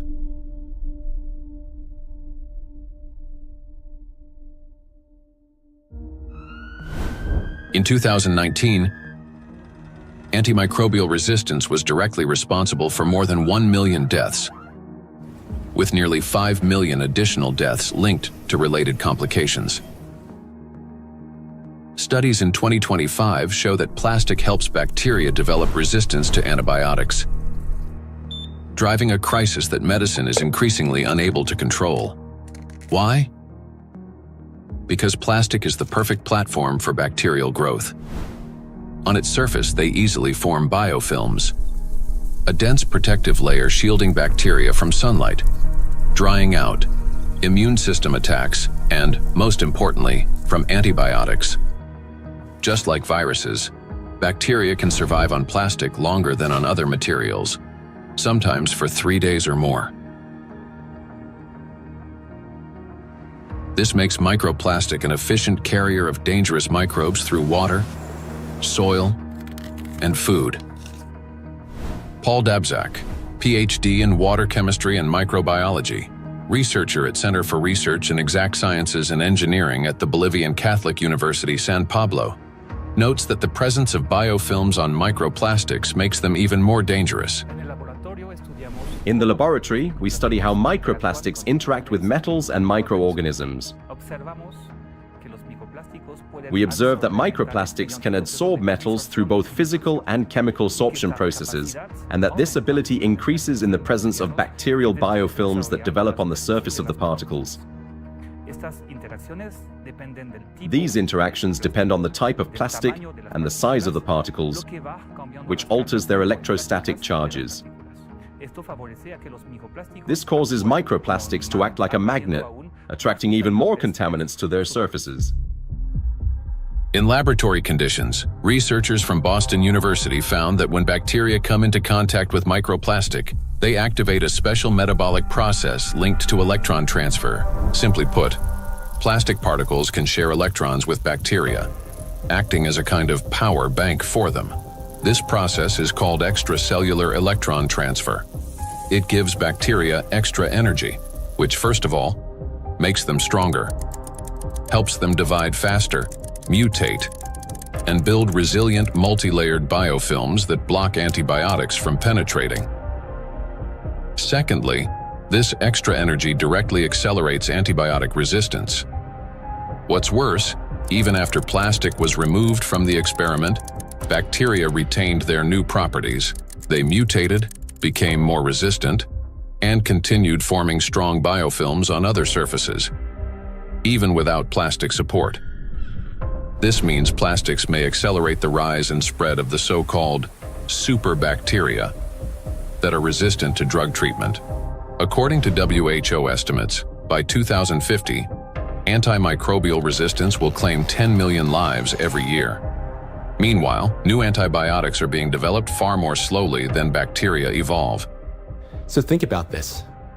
Charged microplastics not only help bacteria to survive, but they also enable them to mutate into superbacteria that are resistant to antibiotics. This discovery reshapes our perspective on plastic pollution because we now understand that the problem is far more alarming than we have previously believed. And each year, the threat of antibiotic resistance is growing. In many countries, standard drugs are already losing their effectiveness, and even common infections are becoming increasingly difficult to treat. If this trend continues, antibiotics could soon become entirely useless. Micro and nanoplastics affect the respiratory system. The inhalation pathway of micro and nanoplastics is especially dangerous because plastic particles carrying an electrostatic charge can reach not only the lungs, but also travel directly into the brain through the olfactory pathway. Chinese researchers have estimated that in just 2 hours outdoors, an adult can inhale up to 106,000 microplastic particles, and a child about 73,000. Given the lower body mass of children, the concentration of inhaled microplastics per kilogram is on average 4 times higher in children than in adults. Once inside the respiratory tract, micro and nanoplastic particles carrying an electrostatic charge trigger a chain of destructive reactions in every cell of the bronchi and lungs. They cause oxidative stress and chronic inflammation, leading to severe consequences such as the onset and worsening of bronchial asthma, progression of chronic obstructive pulmonary disease, pulmonary fibrosis, in which healthy lung tissue is replaced by scar tissue, and an increased risk of malignant tumors of the respiratory tract. In a study conducted in 2021, microplastics were found in 13 out of 20 lung tissue samples. In patients with respiratory diseases, particles were found in every sample of throat phlegm. What's more, plastic fibers have been discovered in malignant lung tumors. According to the World Health Organization, lower respiratory tract infections remain the world's deadliest infectious disease and rank among the top 5 leading causes of death. Cancer of the trachea, bronchi, and lungs ranks 6th among the leading causes of death. Micro and nanoplastics disrupt the functioning of the heart and blood vessels. Cardiovascular diseases are the leading cause of death worldwide. Despite tremendous efforts by the scientific community to develop and introduce innovative treatments, both the incidence and mortality from these diseases continue to rise. How do micro and nanoplastics damage the heart and blood vessels? The main thing electrostatically charged nanoplastics do is they destroy the mitochondria inside our cells. The heart is one of the body's most energy-demanding organs, and it's the mitochondria, the energy producers, that give it the power for every single beat. And when mitochondria start to malfunction, the heart literally stalls. It no longer has enough energy to maintain a normal rhythm or strong contractions. Heart attacks and strokes remain the world's leading causes of death among all diseases. In this context, it's especially alarming that scientists have found micro and nanoplastics inside atherosclerotic plaques, dense deposits within arterial walls that narrow the vessels and can obstruct blood flow. When a vessel becomes constricted or a clot forms, blood circulation to the heart or brain is disrupted, sharply increasing the risk of a heart attack or stroke. Research shows that when microplastics are present in carotid artery plaques, the risk of these life-threatening events and fatal outcomes rises by 4.5 times. Micro and nanoplastic particles trigger blood clot formation. When micro and nanoplastics enter the bloodstream, they don't simply drift there passively. Because of their electrostatic charge, plastic particles stick to vessel walls and attract blood proteins and cells. These coated particles damage the endothelium, the ultra-thin layer of cells lining the inside of blood vessels. The endothelium is like an intelligent shell of the vessels. It regulates their dilation and constriction, controls blood clotting, and protects against inflammation. However, under the influence of micro and nanoplastics, this system breaks down, leading to chronic inflammation and an increased risk of thrombosis. In addition, electrostatically charged microplastics can interact with blood cells, platelets and red blood cells, disrupting their normal behavior. Under normal conditions, red blood cells carry a negative surface charge called the zeta potential, which keeps them from sticking together and allows blood to flow freely, even through the tiniest capillaries. But when exposed to microplastics, this charge decreases. Red blood cells begin to clump together, blood viscosity rises, and clot formation starts. As a result, clots appear in the vessels, obstructing blood flow, which is especially dangerous for the brain, heart, and eyes. This consequently increases the risk of chronic fatigue, vision disorders, hypertension, heart attack, and stroke. Nanoplastics interact with cell membranes. Positively charged nanoparticles are strongly attracted to negatively charged components, leading to disruption of membrane integrity, for example, in red blood cells, platelets, and endothelial cells. Micro and nanoplastics induce the development of cancer. The rise in cancer rates worldwide is absolutely frightening. I think it's very legitimate to call it an epidemic. The statistics are sobering. The World Health Organization estimated that in 2020, worldwide there was about 18.1 million new cases of cancer, whereas in 2022, just 2 years later, it's gone from 18.1 million up to nearly 20 million. And in fact, according to the World Health Organization, if this trend continues, by 2050, worldwide there's going to be 33 to 35 million new cases of cancer, truly an epidemic and truly a real major health issue affecting every single person everywhere in the world. So yes, that's a huge problem. For a long time, cancer was considered a disease of old age, the result of accumulated DNA mutations, weakened immunity, and years of exposure to carcinogens. But today, because of nanoplastic exposure, mutations can begin to build up in the body at much earlier stages of life.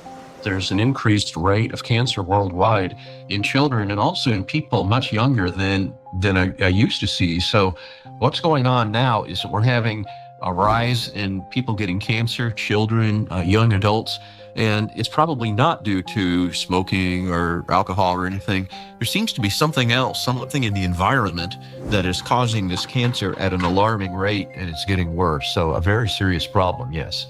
And again, one of the possibilities that could be accounting for this, where I'll be talking more about it, is indeed nanoplastics.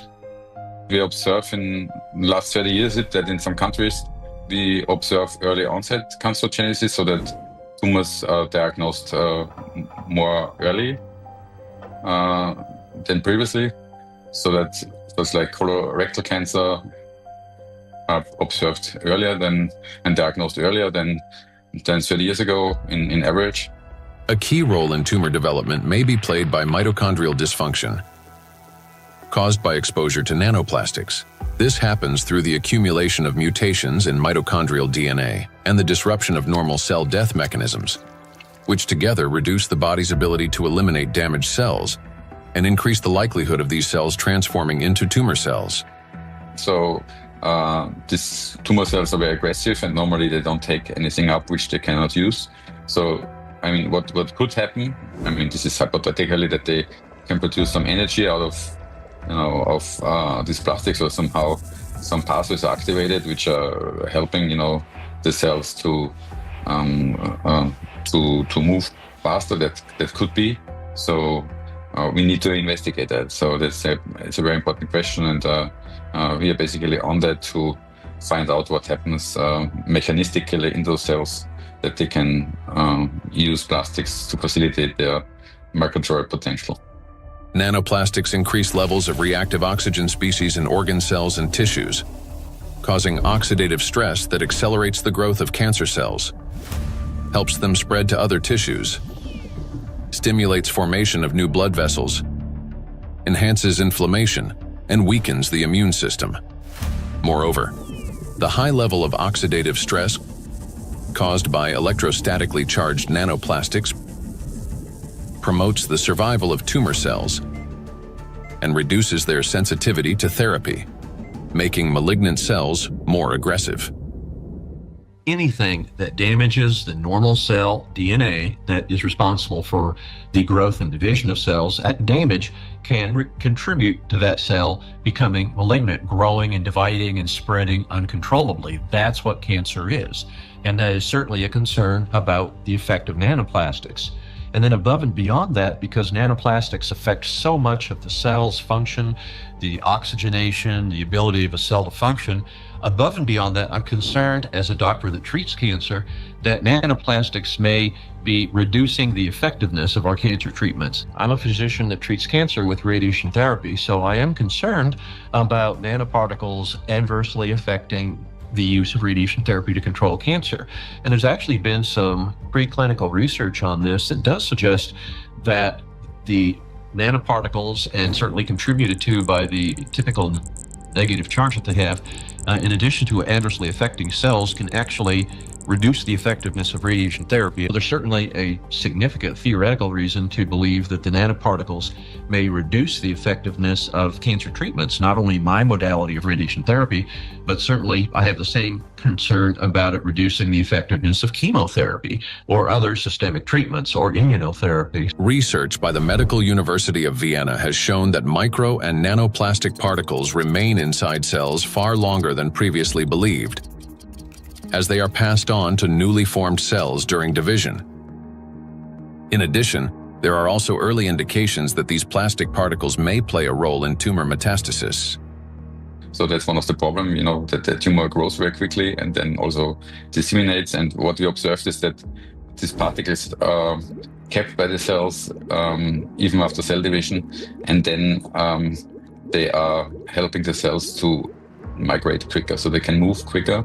And that's a property which we also observe in tumor cells when they are in the body, so that they can move to other places and even metastasize. And so we have to assume that also in the body, that these tumor cells can basically use those plastics to proliferate and move around in the body.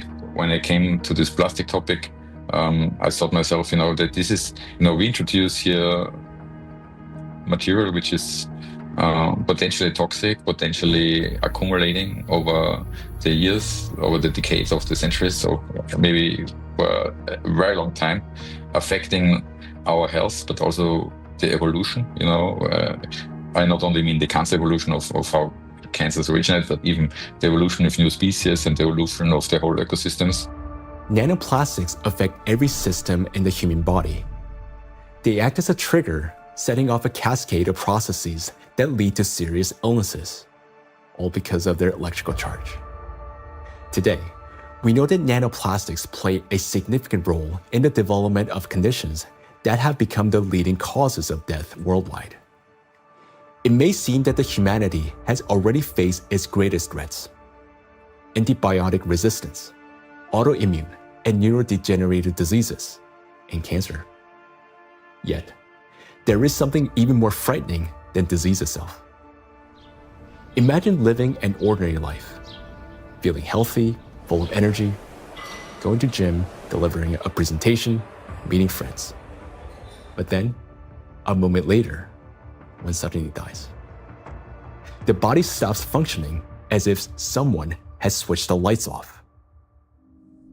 Is there a link between MNPs and sudden death syndrome? Sudden adult death syndrome remains one of the most troubling and unexplained medical mysteries. A person may show no signs of illness, yet their life ends abruptly, leaving doctors and loved ones without an answer to the question, why? According to the World Health Organization, sudden arrhythmic death claims about 5 million lives worldwide every year. In Europe and the US, it accounts for up to 20% of adult deaths from cardiovascular disease. Traditionally, the main causes have been hidden heart conditions, coronary artery disease, arrhythmia, cardiomyopathy. But in recent years, researchers' attention has increasingly been drawn to a new risk factor: exposure to micro and nanoplastics. In order to understand how nanoplastics can trigger processes that can lead to sudden death, let's recall what they can do. As we know, the most destructive property of nanoplastic is the electrostatic charge on its surface, which allows these particles to interfere with the transmission of electrical impulses between cells and distort the signals that coordinate the function of organs and the body as a whole. And because this same electrostatic charge can also disrupt mitochondrial function in every cell, leading to energy deficiency, inflammation, and ultimately cell death, the greatest danger arises in the most energy-consuming organs, the brain and the heart, where such disruptions can trigger sudden death syndrome. Our brain controls breathing and heart function through precise electrical impulses. If nanoplastic blocks or distorts these signals, the heart can cease to beat or breathing can stop. And this breakdown is not sudden. It results from a gradual accumulation of disruptions. That is, the signals from the brain's cardiovascular center become increasingly distorted and unstable, step by step, impairing the transmission of electrical impulses within the heart muscle. While this initially appears as arrhythmias, the heart beating too fast, too slowly, or irregularly, these malfunctions worsens and eventually reach a critical threshold, at which point the rhythm collapses and the heart stops. To those nearby, it may seem instantaneous, but in reality, the failure has been long developing over time. A similar process affects breathing. Signals from the brain's respiratory center, under the influence of nanoplastic's electrostatic charge, become progressively more erratic. After the critical threshold is crossed and the brain's commands can no longer get through, breathing stops entirely. In other words, sudden death is the final outcome of a gradual dysregulation of the heart and breathing, a process that silently progresses until it crosses a point of no return. And while we go about our daily routines making plans for the future, nanoplastics continue to damage our bodies cell by cell, day after day. It is terrifying to realize how severely nanoplastics affect the human body. Even more disturbing is the fact that we cannot control our exposure to them. Nanoplastics enter our bodies constantly through the air we breathe, the water we drink, and the food we eat. This has already become our everyday reality. Today, we know that nanoplastics can disrupt the control centers in our brains for breathing and heartbeat, causing arrhythmias, bronchospasm, and pulmonary edema, which can result in sudden death. Yet, what's more alarming is how little we still know. Research on nanoplastics has only just begun, and we're only starting to grasp the true scale of this threat. But make no mistake, everything you have heard so far isn't science fiction. These are actual biological mechanisms triggered by electrostatically charged nanoplastics. They attack every system of our body, contributing to chronic illnesses and even causing a sudden death. But their impact reaches beyond the current generation. These nanoplastics are already affecting our children and even our ability to bring new life into the world. Micro and nanoplastics destroy reproductive health. Current scientific evidence strongly indicates that mitochondrial dysfunction may be a root cause of infertility in both men and women, as well as negatively affecting conception, pregnancy, and embryonic development. For men, fertility depends on producing a sufficient number of healthy sperm cells that not only survive, but also possess adequate motility and the necessary energy to reach and fertilize an egg. That energy comes from mitochondria, which provides the ATP required for sperm movement. When mitochondrial function, however, is damaged or becomes unstable, sperm motility decreases, and even shape and structure of sperm cells can be altered, directly reducing the ability to conceive. From 1973 to 2018, the global sperm count in men declined by more than 60%. We have maybe here two important points if it comes to fertility, because it's not, it's the additives definitely, and we know that for quite some time that additives have endocrine disrupting or may have endocrine disrupting properties, and that can influence the fertility, but also they can be part of the particles themselves, because the particles, in many ways can have already added these endocrine disruptors, or they can also have them as the corona, so they can integrate them into the surface of the particles and then enter the body via the particles as a Trojan horse, basically. So you can have both ways. In studies conducted by Chinese scientists, microplastic was found in every semen sample. Its impact on sperm cells is both rapid and destructive. Within just 30 minutes of exposure, mitochondrial function is disrupted and DNA damage begins. This reduces sperm viability and makes conception nearly impossible. Animal studies have shown that micro and nanoplastics can accumulate in the testes, cause testosterone deficiency, and impair spermatogenesis. Micro and nanoplastics disrupt erectile function.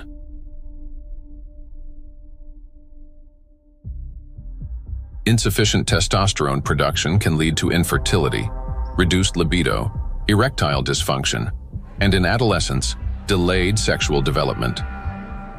Producing testosterone requires large amounts of energy in the form of ATP. Even small amounts of electrostatically charged nanoplastic entering the mitochondria can disrupt their function and decrease ATP production. This, in turn, can lower testosterone levels by 60 to 70%. Such a drop impairs blood flow in the corpora cavernosa, the structures of the penis responsible for erection. As a result, this leads to erectile dysfunction and ultimately to impotence. In addition, electrostatically charged nanoplastic interferes with nerve impulse transmission, which means that even in a state of sexual arousal, an erection does not occur. This has been confirmed by research from Anhui Medical University in China. In animals with chronic microplastic intoxication, erectile function was impaired after just 1 month. Results of a national study in Japan showed that erectile function and sexual activity are declining among the younger generation. Every third man in Japan, which is about 14 million individuals, suffers from erectile dysfunction. Moreover, young Japanese men, particularly those aged 20 to 24, exhibited decreased sexual desire, weak erections, difficulty reaching orgasm, and low levels of sexual satisfaction. In fact, the prevalence of erectile dysfunction in the 20 to 24 age group was 26.6%, which is almost equal to the 27.8% observed in men aged 50 to 54. This alarming trend is not confined to Japan only. Global research confirms that symptoms of erectile dysfunction affect up to 75% of men worldwide, showing that this condition is widespread and can impact men of any age in any region. In 1995, more than 152 million men worldwide suffered from erectile dysfunction. According to scientists' estimates, within 30 years, this number will approximately double. So think about it. If just one signal fails, the movement will not occur, a thought will not form, and an emotion will not arise. The same is true even for the most intimate aspect of human life. Everything depends on the precise coordination between neural and vascular connections. And it is this delicate connection that charged nanoplastics disrupt. Erectile dysfunction is no longer a rare condition. It has become a widespread reality, with symptoms now observed in 75% of men worldwide. Imagine jumping with a parachute that has 75% chance of not opening. Would you take that leap? That's how most of men feel today. The situation with female fertility is no less alarming.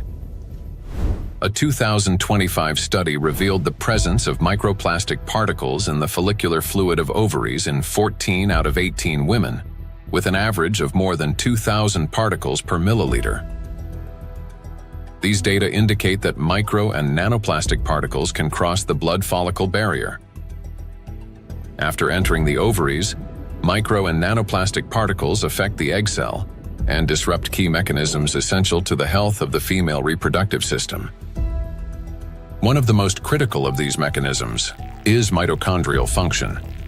Each egg cell contains between 100,000 and 600,000 mitochondria, and the energy they produce is vital at every stage, from egg cell formation and maturation to fertilization, and the subsequent growth and development of embryonic tissues. Mitochondrial dysfunction caused by exposure to nanoplastics can impair egg cell maturation, reduce the likelihood of successful fertilization, and even lead to developmental arrest of the embryo. Accumulation of nanoplastics in reproductive organs can be one of the main causes of infertility. According to the World Health Organization, today, about 17.5% of adults, that is, about 1 in 6 people in the world, face infertility. Given the global spread of plastic pollution, Professor of Environmental Medicine and Reproductive Health, Dr. Shanna Swan predicts that by 2045, the world's population may become completely infertile. Micro and nanoplastics affect the emergence of life. During pregnancy, a woman's body creates ideal conditions for the growth and protection of the fetus. However, even the placenta, the body's primary barrier between mother and child, cannot stop plastic nanoparticles from crossing through. A research team led by Antonio Ragusa made a landmark discovery when they detected microplastic particles in the human placenta for the first time. Their findings showed that plastic can penetrate a place where no artificial material had ever been found before, the very environment where new life begins. I was in a wonderful place in Italy, in Sardinia, a place called Piscinas, in Sulcis, in the southwest of Sardinia, where the old mining areas are. It's a very remote, beautiful spot where there's nothing around for 6 or 7 kilometers. While I was walking, I suddenly saw these bright, colorful, sparkling things on the beach. I asked my wife, "What is this?" She looked at me a little puzzled and said, "Well, it's plastic." I said, "Plastic? How could plastic get here when there's nothing for 7 or 8 kilometers in any direction?" She looked at me again, with an expression that made it clear how little I understood, and said, "It comes from the sea, of course." And that's when something clicked in my mind. If plastic can spread through the ocean and end up in such untouched places, then it could also reach the inside of the womb, and so inside the bodies of babies. Naturally, from that intuition, I started pursuing this line of research. I'm a gynecologist.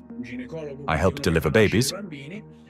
So I knew about plastics as much as everyone else, until a certain point.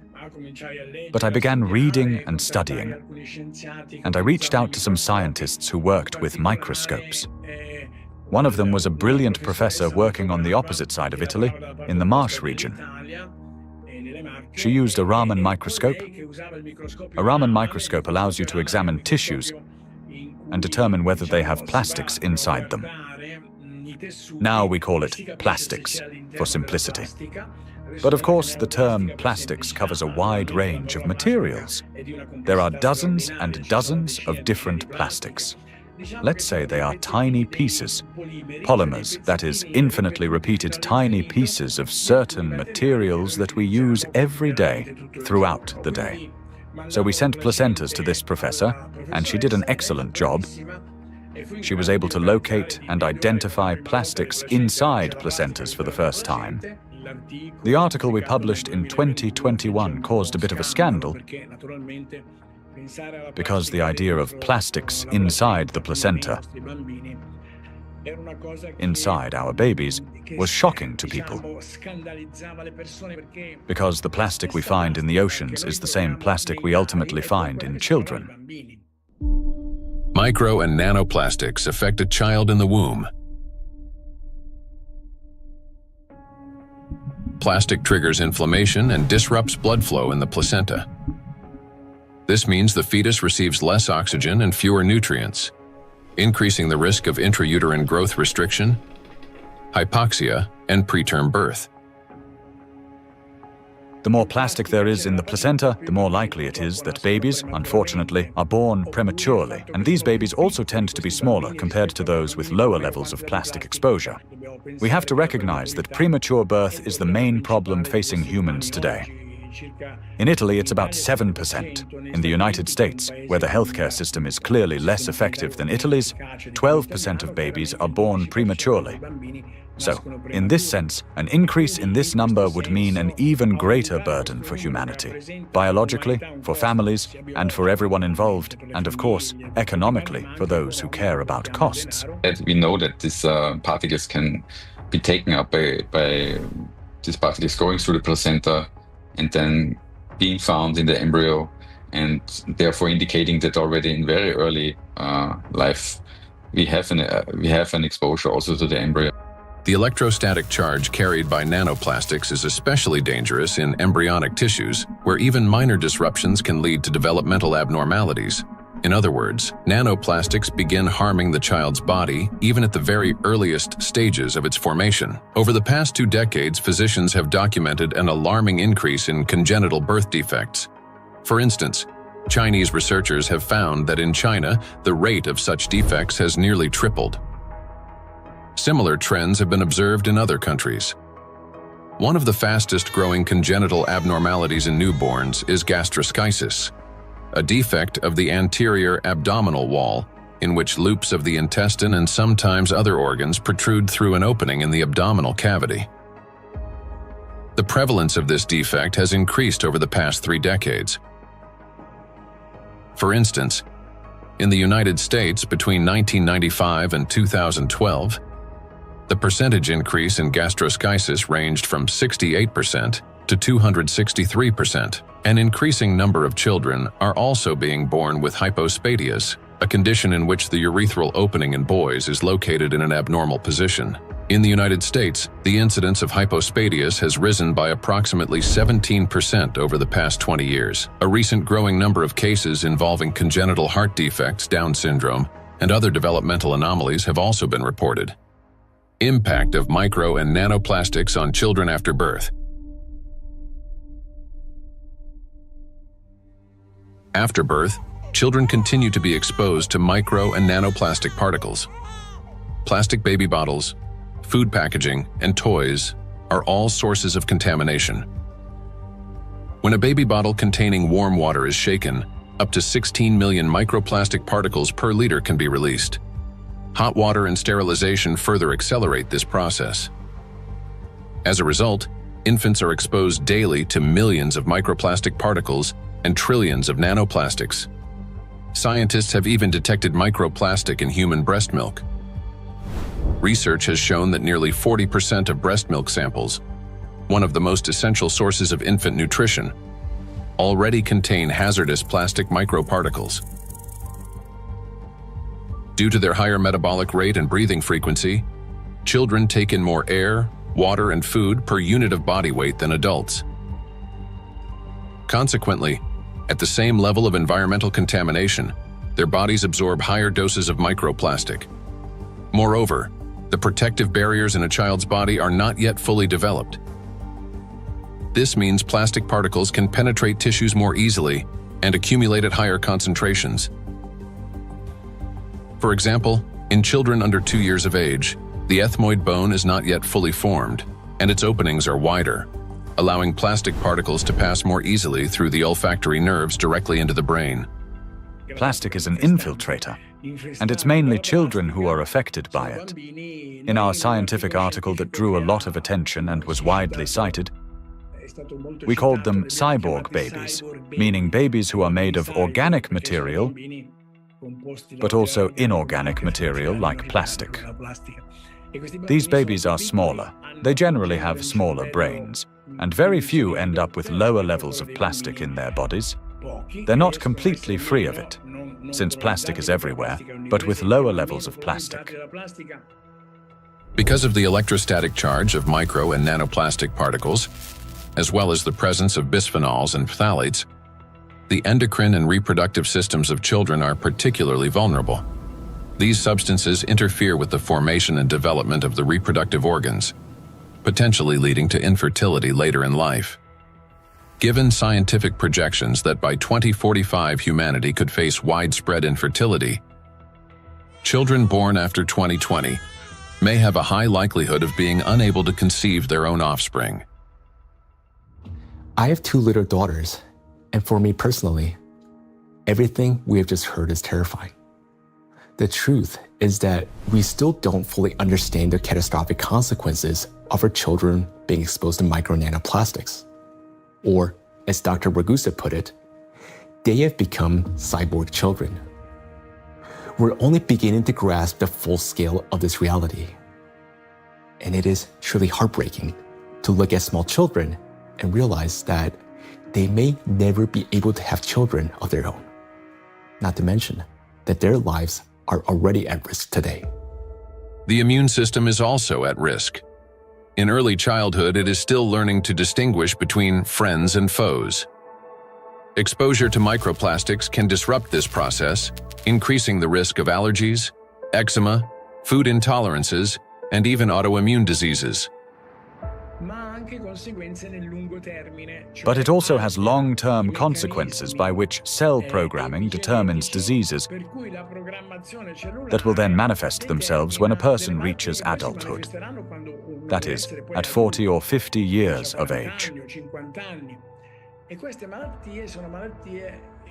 And these are diseases that are currently overwhelming, if not outright damaging, our world. They're the so-called non-communicable diseases: obesity, hypertension, diabetes, and metabolic syndrome. A child's brain is especially vulnerable in the first years of life, a critical period of rapid nervous system development when neurons are formed and complex neural connections are established. However, electrostatically charged nanoplastic can interfere with these delicate processes by inducing inflammation, damaging immature nerve cells, and impeding their development. As a result, memory, attention, and learning abilities may be impaired, and emotional instability can arise. Over time, this may manifest as anxiety, learning difficulties, and episodes of aggression. In addition, studies indicate a potential link between exposure to micro and nanoplastic and the development of autism spectrum disorders. Given the breadth of damage that electrostatically charged micro and nanoplastics can inflict on the human body, the scientific community may need to examine their possible role in the rapid rise of autism more closely. For me as a father, it is heartbreaking to realize how truly defenseless our children are. Micro and nanoplastics start affecting them from the very moment of conception, persist throughout fetal development, and continue their impact after birth. Unfortunately, the illnesses that we have already discussed are not the only conditions that micro and nanoplastics can trigger in children. According to statistics, Sudden infant death syndrome is among the leading causes of mortality in infants under 1 year old. This is when a seemingly healthy baby dies unexpectedly, and the cause remains unknown even after all examinations. The number of such tragedies is rising rapidly. In the United States, for example, the number of sudden infant deaths has increased by 12% between 2020 and 2022. It is unbearably tragic when there's no way to protect a child. Micro and nanoplastics and sudden infant death syndrome. Since nanoplastics can cause chronic inflammation in any tissue they penetrate, they can disrupt the formation of neural connections even before birth, including in the regions of the fetal brain that control breathing and heart function. After birth, the damaging influence of electrostatically charged nanoplastics continues. An infant's nervous system is still developing and remains highly unstable. Therefore, even minor disturbances in signal transmission can lead to respiratory or cardiac arrest.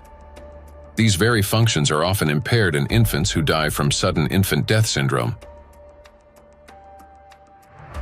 Moreover, when micro and nanoplastics damage mitochondria, the affected cells begin producing less energy. To compensate for this deficit, they increase the number of copies of mitochondrial DNA and expand their population of mitochondria. Studies have shown that children who died from sudden infant death syndrome had a significantly higher number of mitochondrial DNA copies in their cerebral cortex compared with control groups, suggesting that this number may serve as a biomarker in cases of sudden infant death syndrome. Thus, exposure to micro and nanoplastics may be a key factor in the development of sudden infant death syndrome, as well as in a range of pathologies that contribute to premature infant mortality. We are unable to protect ourselves, and worst of all, our children from the effects of micro and nanoplastics.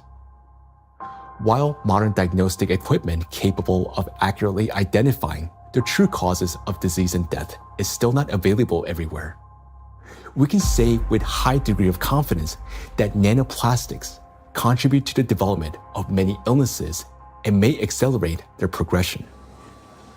In those rare cases where detailed postmortem examinations were conducted, researchers have found significant amounts of micro nanoplastic particles precisely in the affected organs and tissues. For example, in brain tissues, atherosclerotic plaques, malignant tumors, and other pathological formations. But despite millions of deaths every year, such investigations into the presence of these plastic particles are carried out only in isolated cases. There are two main reasons for this. First, many laboratories simply lack the equipment required to reliably detect micro and nanoplastics. Second, doctors and researchers, they rarely consider the possibility that these particles could potentially influence the development or outcome of the disease. Consequently, medical reports continue to list familiar diagnoses, although behind them may lie an overlooked factor: the impact of micro and nanoplastics on the human body. I understand that hearing this part of our investigation may have been very difficult. It was for me as well, believe me. But the impact of micro nanoplastics on all of us is not something we can continue to ignore. This is a crisis already underway, one that remained unnoticed for so long because the threat has been working silently within. Every day, and I'm not talking about every year or every month, but every single day, the amount of micro and nanoplastics around us continues to increase. Large plastic waste constantly breaks down into smaller particles, and these particles eventually enter our bodies through the food we eat, the water we drink, and the air we breathe. This means that with every meal, every sip of water, and every breath, huge quantities of nanoplastics enter our bodies and begin their destructive work. Their harmful effects on our cells grow in direct proportion to their concentration. And this is a scientific fact. What's even more alarming is that today, there is already so much micro nanoplastics accumulated in the ocean that it will be enough to destroy the entire biosphere, including humans, at least 3 times over. When we hear about threats of such magnitude, our instinct is to run away from them. And I understand that. It may feel like the only logical response is to eliminate plastic from our lives completely, or better yet, to take our family and move to some pristine corner of our planet. But would that really solve the problem? In fact, where could we possibly go to escape micro and nanoplastics? Finding solutions.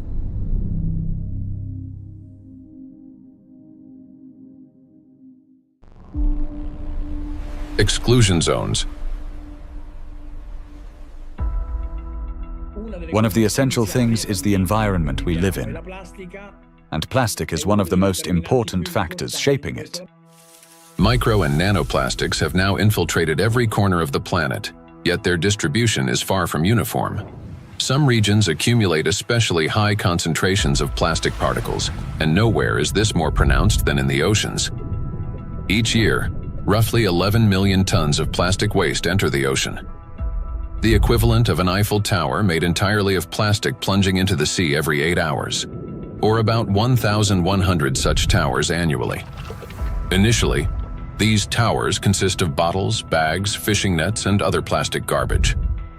Over time, under the influence of sunlight, waves, and weathering, they fragment into billions of invisible killers, micro and nanoplastic particles. According to research, about 95% of small debris less than 5 millimeters in size is composed of plastics. The surface of the world's oceans is already covered with more than 350 trillion particles of microplastics, and the number continues to grow rapidly. However, the ocean depths hold countless trillions more, forming an invisible yet enormous area of contamination. And yet, that's not all. The sea breeze has become toxic. When waves break at the ocean surface, they generate countless bubbles. As these bubbles burst, they release not only salt crystals into the air, but also microscopic plastic particles. Carried by the wind, micro and nanoplastics scatter across the planet. The stronger the wind and the higher the sea foam, especially during storms, the more particles lifted into the atmosphere. Though invisible to the naked eye, the air around us is literally saturated with them. Each year, approximately 136,000 tons of microplastics are carried from the ocean to land by sea breeze. That is more than 370 tons every single day. In the atmosphere, plastics are transported thousands of kilometers by air currents. They settle in dew and fall to the ground with snow and rain. The coasts and coastal regions are the first to bear the impact. When people go to this seashore, okay, for holiday, for swimming, to receive some sunlight, they always send me pictures of microplastics because all the seaside are full of microplastics. A study conducted in a coastal city in eastern China found that a person can inhale up to 1 million microplastic particles per year simply by spending time outdoors. The greatest danger comes from particles smaller than 100 micrometers, which can easily enter the respiratory tract. Because most of the coastal countries in the Mediterranean Sea don't have proper waste management system, so they release huge amount of plastic waste into the Mediterranean Sea. This is the first reason. The second reason, we have 2 rivers in here in this part of the Mediterranean Sea, Seyhan and Ceyhan. These 2 rivers, in 2 of the 5 most polluted rivers in the Mediterranean Sea. Recycling actually makes those 2 rivers most polluted rivers in the Mediterranean Sea. They carry more than 5,000 tons of plastic waste into Mediterranean Sea every year. It's too much. And also, the coastline in the Turkish coast has pollution like 31 kilogram per kilometer per day. Every day, 31 kilogram of plastic waste reach that coast in 1 kilometer coastline. It's too much. Just imagine, one plastic bottle is 10 gram or 15 gram. You can imagine how many plastic bottle strand on those coastlines. Dr. Sarju Ganatra is a cardiac oncologist and director of the Cardiac Oncology Program at Lehigh Hospital and Medical Center. He leads research at the intersection of cardiovascular medicine, oncology, and environmental sustainability. According to his study, which was presented to the American Academy of Neurology, living in coastal areas is associated with an increased risk of brain and mobility disability. The reason for this is the high concentration of microplastics in the water, air, and soil of these regions. It's alarming, truly, that what we are seeing, that people living close to the coastal water with high amount of microplastic concentration in the seawater, they have higher prevalence, higher rates of various cardiovascular disease, stroke, diabetes, and other metabolic conditions, as well as cognitive mobility and self-caring disabilities and abilities to live independently essentially are less in that population. Researchers analyzed health data from residents of 218 coastal counties across the United States, comparing CDC reports with levels of environmental microplastic pollution. The findings are striking. Memory and cognitive impairments occurred 9% more often among residents of areas with high concentrations of micro and nanoplastics compared to those in areas with low concentrations. Motor disorders were 6% more frequent. Difficulties with self-care, such as dressing or maintaining hygiene, were 16% more common. Inability to live independently, including managing finances or shopping, was 8% more frequent. In coastal regions, where the concentration of micro and nanoplastics far exceeds that found in inland, people are already paying the price, not only with their health, but with their lives. In a study led by Dr. Sarju Ganatra, scientists compared regions with high and low levels of microplastic pollution. But this raises an important question. That is, what does low level mean today? To answer this, let's look at the numbers. Dr. Ganatra defined a low level of contamination as one tiny plastic particle per 200 bathtubs filled with seawater. At first glance, that might sound negligible. But when that single particle breaks down into nanoscale fragments, the number of particles increases not by tens or hundreds, but by millions of times. Let's consider a simple calculation. Suppose the volume of one such tiny plastic particle is just 1 cubic millimeter, roughly the size of a grain of sand. Over time, it breaks down into many smaller pieces. Now, if we assume that this single microparticle disintegrates into fragments about 100 nanometers in diameter, that would generate about 1 trillion particles. And if their size decreases to 10 nanometers, the number would skyrocket to 10 to the 15th, or 1 quadrillion nanoparticles, all from a single microparticle. So what does this mean in practice? It means that even one glass of such clean water, which hardly exists anymore, would potentially contain about 5 million nanoplastic particles. And for the human body, after drinking just one glass, at least 5 million cells will be put at risk. So can this so-called low level of contamination truly be considered safe? Each of those 5 million particles entering a body can trigger inflammation, cause hypoxia, and disrupt communication between neurons. Note that these effects aren't always immediately noticeable. A mild headache, occasional fatigue, anxiety, or difficulty concentrating. All these may be early warning signs of cognitive decline, neurodegenerative diseases, disability, and ultimately, death. These symptoms are particularly evident among people who live or spend significant time near the coastal regions. And the decline in their health is an early warning sign. a reflection of a much larger crisis unfolding across the world. Do you remember Professor Gundogdu saying that the coastal countries of the Mediterranean don't have an adequate waste management system? Well, according to research, the concentration of microplastics in this region is about 4 times greater than North Pacific Ocean, where, by the way, the Great Pacific Garbage Patch is located. And in addition to 5 already known invisible garbage patches, researchers have identified a 6th garbage patch hidden in the Mediterranean Sea. It's called invisible because it consists mostly of microplastics. And unlike other oceanic garbage patches, which are at least far away from the densely populated coastline, this one is surrounded by 21 countries. It's a home to nearly 500 million people. We can say that this is the most dangerous garbage patch of the planet, because here, the plastic has already broken down into small sizes that are dangerous for life. Everyone living in the Mediterranean is constantly breathing air with an extremely high concentration of micro-nanoplastics. This is an extremely dangerous zone that should have been long ago been designated as an exclusion zone. Now, recall the battery example and imagine how many charged particles are present and how much energy is concentrated there. That's why the Mediterranean Sea is warming faster than the rest of the world's oceans.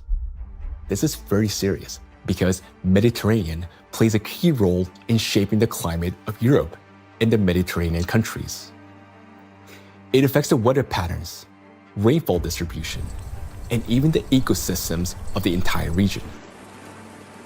It is precisely this extreme warming here, driven by micro and nanoplastics, that is intensifying the climate anomalies, extreme weather events, and even natural disasters throughout the Mediterranean. Meanwhile, the amount of micro and nanoplastics continue to rise with every passing minute. And what worries me personally is that people do not know this and continue traveling to these regions, often with their children, thinking that they're going there to rest and recharge, when in reality, they're entering a zone of extreme danger. So the things that once symbolized health, freedom, and luxury, a yacht on an open water, a villa by the sea, or even a private island in the ocean, they're now slowly turning into exclusion zones. For now, this problem is mainly recognized by scientists, but it will soon become impossible for the public to ignore. And when that moment comes, mass migration from coastal regions will be inevitable. Thus, if we fail to find a solution, the economic losses will be enormous, as the tourism industry will collapse and luxury resorts on the coast will be deserted. Yet, the threat doesn't end there, because the tiny plastics are constantly spreading by the atmospheric circulation and contaminating everything in its path. Borders just for human, not for particles. So all these small microplastics can travel long distances. We have done experiments on the samples in Siberia, on samples in the north and south and polar regions, and we found in many of those we found nanoplastics. So most of the areas that are considered pristine are at least episodically polluted by nanoplastics via air. We measure around 20 nanograms per cubic meter of air on average. And this is pristine and clean air, and you think it is nothing here, but it's actually almost always something. Today, forests are also at risk of becoming exclusion zones, as they've already turned into massive reservoirs of micro and nanoplastics. I understand that our instinct, especially as parents, is to search for cleaner and safer places like coastlines and forests where the air feels fresher. But the paradox is that these very places have already become some of the most dangerous environments for human life. Let me give you an example. In a large city, An adult may inhale up to 106,000 microplastic particles during a 2-hour walk. Yet, in areas near the bodies of water, that number far exceeds that, and those 2 hours may be enough to trigger a cascade of diseases, whereas for some individual, a fatal outcome. It is important to understand that when a single micro or nanoplastic particles enters a cell, it destroys more than just that one cell. After the cell dies, the plastic particle is not eliminated from the body. It continues to move throughout the body, damaging other cells and triggering a chain reaction of destruction. This process is endless because plastics, as we know, can recharge and retain electric charge. The more microplastics enter a body, the faster this destruction spreads cell after cell, organ after organ. And time becomes critical here because our body has limited resources to fight this damage, while nanoplastics, they're not expelled.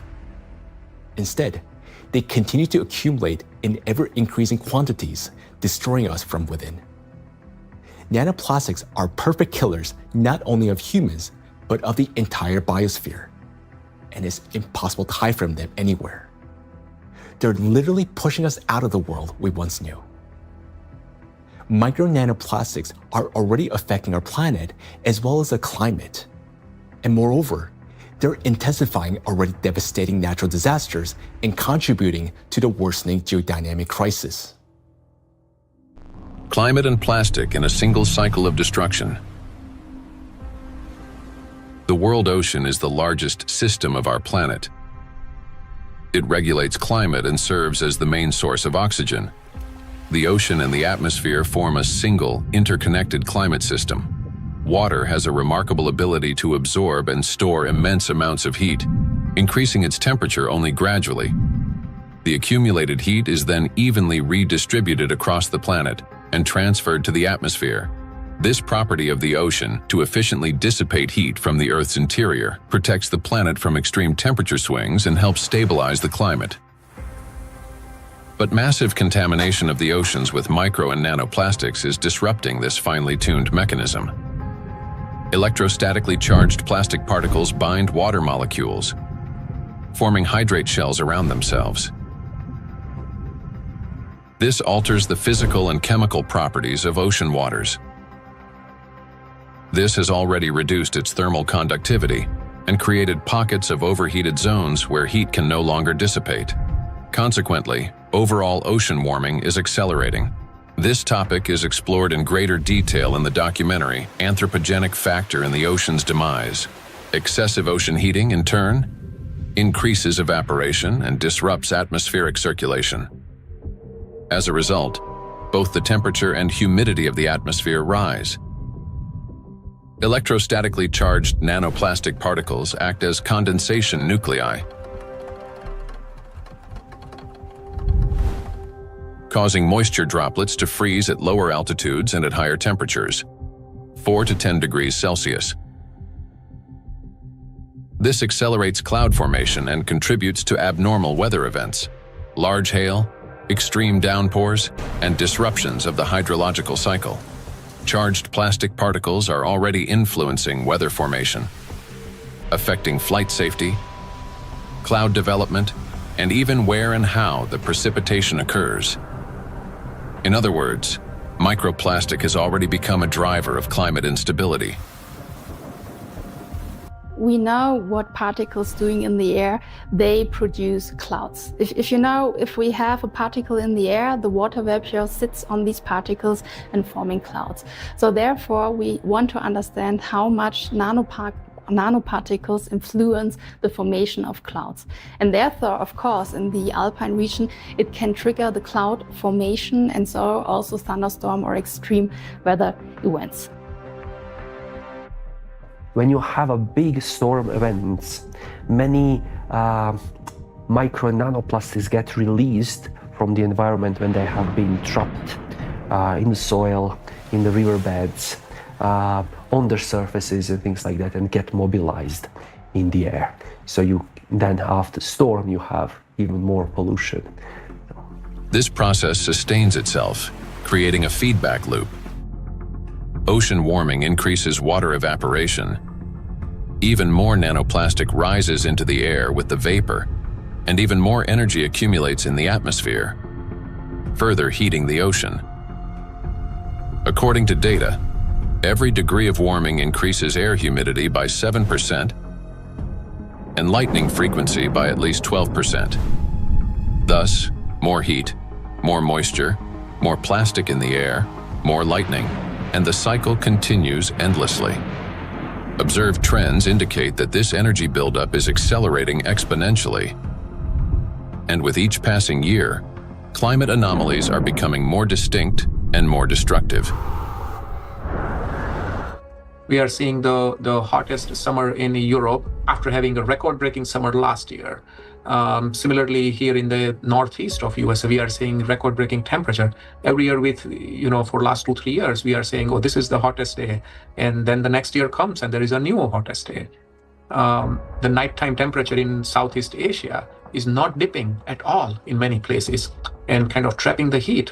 So our body is not getting even that relief at nighttime. There is increase in air pollution. There is increase in all sorts of chemical pollution. And so if you think about this holistically, it's a huge impact on the planetary health. And I think this is a reminder that we are part of the planetary system. We belong to it. We are not separate from it. And until we think holistically, I think, we'll define one issue, we'll define one threshold, we'll continue to go after that, maybe even solve it scientifically. But until we think holistically and act holistically as a community, as a society, I think we are in trouble.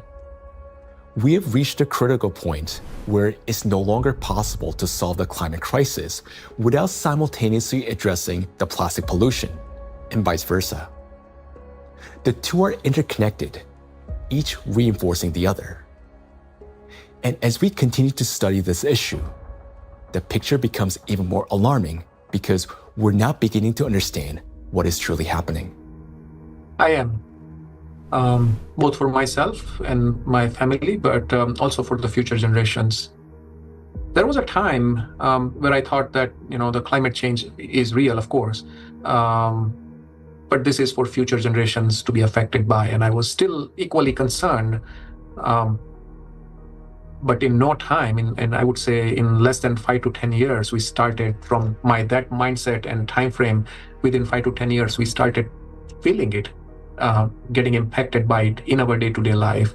And so it's more concerning than ever before. And the timeline, which was predicted previously, has shortened exponentially.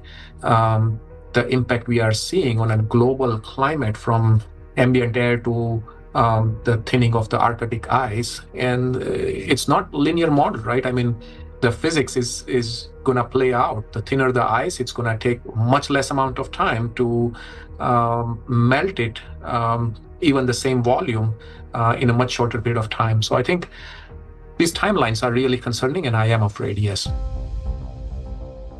Indeed, many signs indicate that our planet's energy balance has been disrupted, and natural processes are intensifying exponentially. Consequently, we may have less and less time to respond, and nanoplastics are playing a key role in this acceleration. In the past, excess heat from the Earth's interior was removed gradually, step by step, yet effectively. It was first partially absorbed by the oceans, and then transferred into the atmosphere, and then finally released into the space. This sequential process prevented excess energy from accumulating within the Earth's interior or the atmosphere, allowing the planet to cool and reduce the thermal load on the inner layers. But today, this natural mechanism has been disrupted. Nanoplastics no longer merely affect the climate, but they also exacerbate the geodynamic crisis and intensify natural disasters by obstructing the release of heat from our planet's interior. The role of micro nanoplastics in this process is described in detail in the report on the progression of climate catastrophes on Earth and their catastrophic consequences. So our entire planet is contaminated with micro and nanoplastics, and we have nowhere to escape to. These particles are in us, in our children, disrupting and destroying more and more cells in our bodies. This is why confronting plastic pollution is no longer optional. It is essential for our survival. The first and most obvious step may appear to be eliminating the use of plastic and recycling the waste that has already accumulated. But we must ask ourselves, will that truly be enough? The illusion of addressing plastic pollution. Even if we were to stop plastic production today, even if the last plastic bottle we discard today, it's going to last there in our oceans for at least 400 plus years. And then the journey of micro nanoplastic begins. And so we have a poster in our cafeteria where we say that, you may not see your grandkids or great-great-great-grandkids, but I will, saying the plastic bottle. And I think that's true. If we look at the scale of plastic pollution in the oceans, it becomes clear that a complete cleanup can take millennia.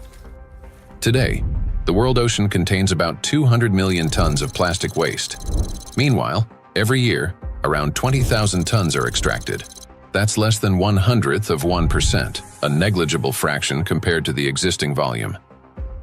At this rate, fully cleaning the ocean would take about 10,000 years. And that's only if we stopped all plastic entering the ocean starting today. Plastics are entering the environment currently at a rate that far exceeds our capacity to remove it from the environment or to mediate the wastes. Let's assume humanity achieves a technological breakthrough, invests enormous resources, and increases cleanup efficiency 5-fold. Even then, the process would still take around 2,000 years. In reality, we cannot cope even with the current annual influx of pollution, let alone eliminate the consequences of what has been accumulating for decades. Not only are we unable to remove all the plastic that has built up in the biosphere, but attempting to do so could also endanger living organisms. There are some organization initiatives, they are trying to collect the waste, accumulate that garbage patches, at locations.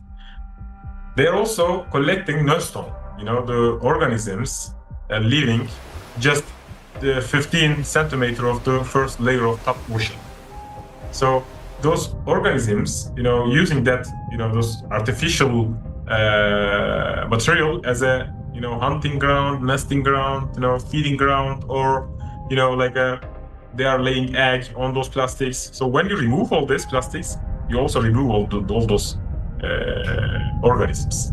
So because removal itself also another problem. So once plastics get in the environment, there is no proper and harmless way of removing these plastics from those environments.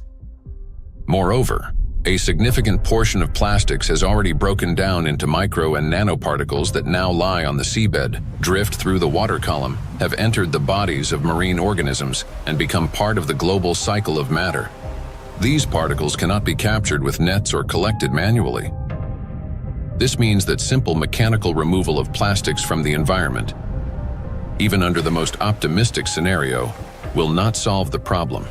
We are no longer dealing with debris that can simply be picked up, but with nanoparticles carrying an electrostatic charge. This nanomaterial has already become embedded in every living thing on the planet.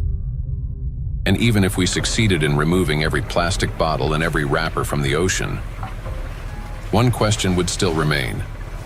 What happens next? We still do not have a safe method for disposing of the mountains of plastic waste we would collect. There's mismanaged waste on land all around the planet in informal dump sites. Some waste has been incinerated, some of it commercially in incinerators that may or may not have appropriate screens and filters to collect associated chemicals that might be released. But of course, a lot is burned in open burning scenarios in countries that are not wealthy enough to own the appropriate waste management facilities to deal with the plastic waste that is exported to them by other nations. And then some of it, of course, will have gone into so-called recognized waste management systems, but which might include burying it beneath the ground in landfill, where, of course, it could return to present problems in the future, or indeed incinerating it in commercial incinerators. But depending on the quality of incinerator, of course, there's concerns about the emissions from those incinerators. Burning plastics, whether in backyard fires or industrial incinerators, does not solve the problem. It merely transforms them into a more dangerous form. When heated or burned, large plastic items break down into micro and nanoplastics that disperse into the air, settle onto surfaces, and enter water and soil with precipitation. The apparent disappearance of plastic in flames is an illusion. Burning simply accelerates the fragmentation of plastic into the tiniest particles many times over, into the very micro and nanoplastics that pose the greatest danger to human health. And it is precisely these electrostatically charged particles that can penetrate deep into the body, including the brain and other cells, where they trigger a wide range of diseases. When you put plastic in a recycling facility, at first they will shred big plastic to generate flakes and small pieces of plastics, and then during that shredding, they also use for washing. They have to wash to remove some unwanted material on plastics. During that washing, material lose many. I mean, the huge percentage of the total mass. So those lost material will go to the wastewater stream. Recycling activities, practices, feeding microplastic pollution in the waterways. A simple and regular recycling facility can generate billions microplastics and then release into the either wastewater stream or waterway. And unfortunately, what I see with some of the things that are claimed to be a solution is that they're not necessarily properly tried or tested before they're put into the market, and there may then be potential for unintended consequences. Pyrolysis. At first glance, it looks like a technological miracle. We take plastic waste, heat it to 800 degrees Celsius without oxygen, and obtain fuel. Instead of piles of garbage, we get gas, liquid, and a small carbon residue. Sounds promising, doesn't it? But this technology has a flip side, an invisible and far more dangerous one. During high-temperature decomposition, plastic does not simply disappear. Pyrolysis is accompanied by emissions of dioxins and furans, some of the most toxic substances on the planet. They are carcinogenic, disrupt the endocrine system, and can accumulate in human tissues. They are hazardous even at low concentrations. Even if you manage to obtain 600 liters of liquid fuel from 1 ton of plastics, the price of such fuel is a threat to human health and life. By relying on such disposal methods, we're only accelerating the transformation of plastics into an invisible, yet far more dangerous form. Let me remind you that the amount of micro and nanoplastics present in the ocean alone is already more than enough to destroy our entire biospheres, including the humankind 3 times over. Meanwhile, microplastics continue to disintegrate, generating vast amounts of nanoplastics. Recall Dr. Kenner's example. A single microplastic particle can fragment into billions of nanoparticles. And with countless microplastics already present everywhere, constantly breaking down into even smaller fragments, this process is driving the destruction of humanity and of everything around us.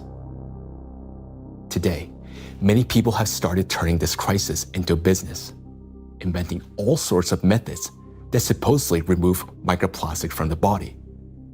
And people are willing to pay large sums for these treatments. But the real question is, do they actually work? False hope. Today, in healthcare and even in some scientific circles, there's growing discussion about alleged methods to cleanse the human body of microplastics. A variety of approaches are being promoted, including plasmapheresis, hemosorption, mechanical filtration devices, dietary adsorbents, and so-called natural supplements claiming to detoxify the body. At first glance, it all sounds reasonable. If there's something toxic in the body, it should be removed.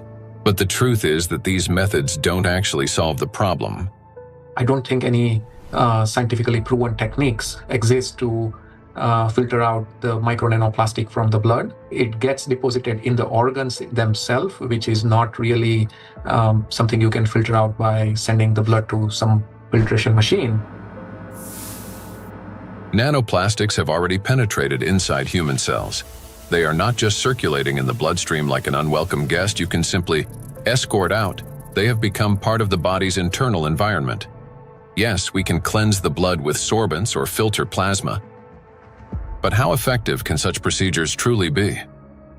We started this plastic production and the usage of these materials, which have a lot of, positive effects. That we in the hospital, I just, when I look around in my,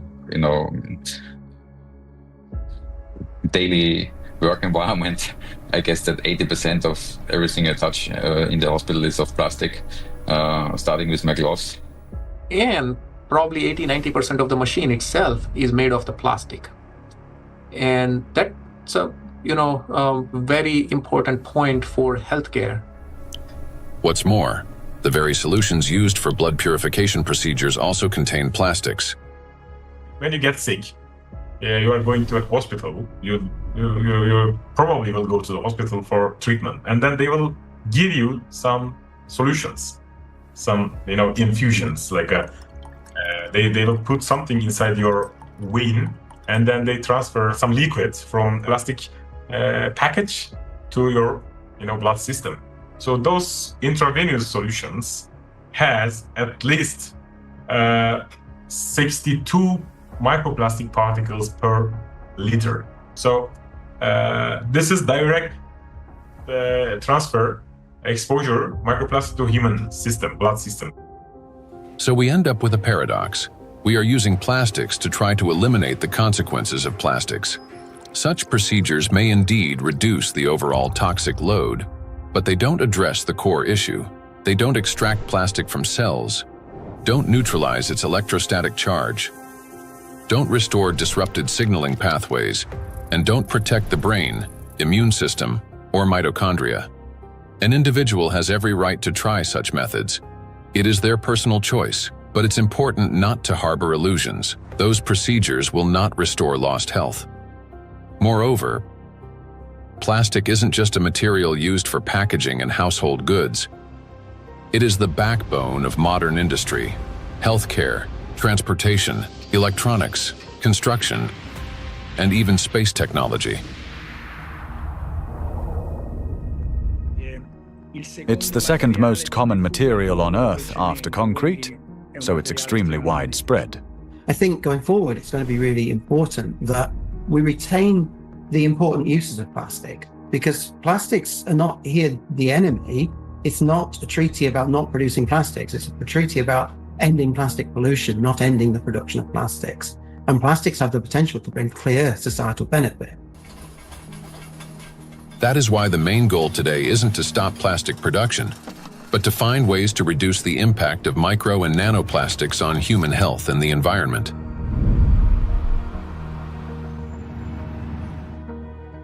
Creating false hope is extremely dangerous. It arises from a misunderstanding of reality and from basic ignorance.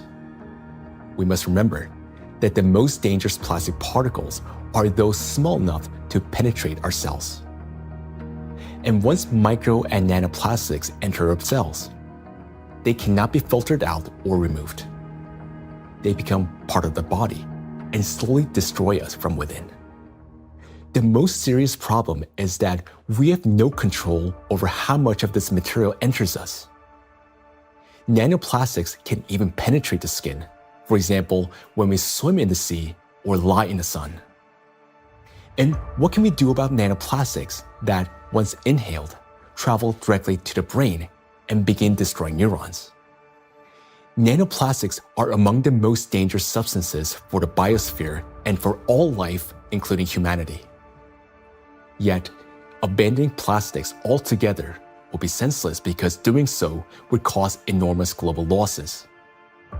Synthetic polymers, including plastics, form the backbone of countless modern industries, from medicine and nanotechnology to flexible electronics, neuromorphic hardware for AI, aerospace structures, automotive manufacturing and construction. Their versatility, ease of shaping and processing, compatibility with other nanomaterials, and scalability have made them the foundation of our modern progress. The solution, therefore, is not to eliminate plastics, but to ensure that they no longer threaten life. And the real path forward begins with understanding precisely what makes nanoplastics so dangerous.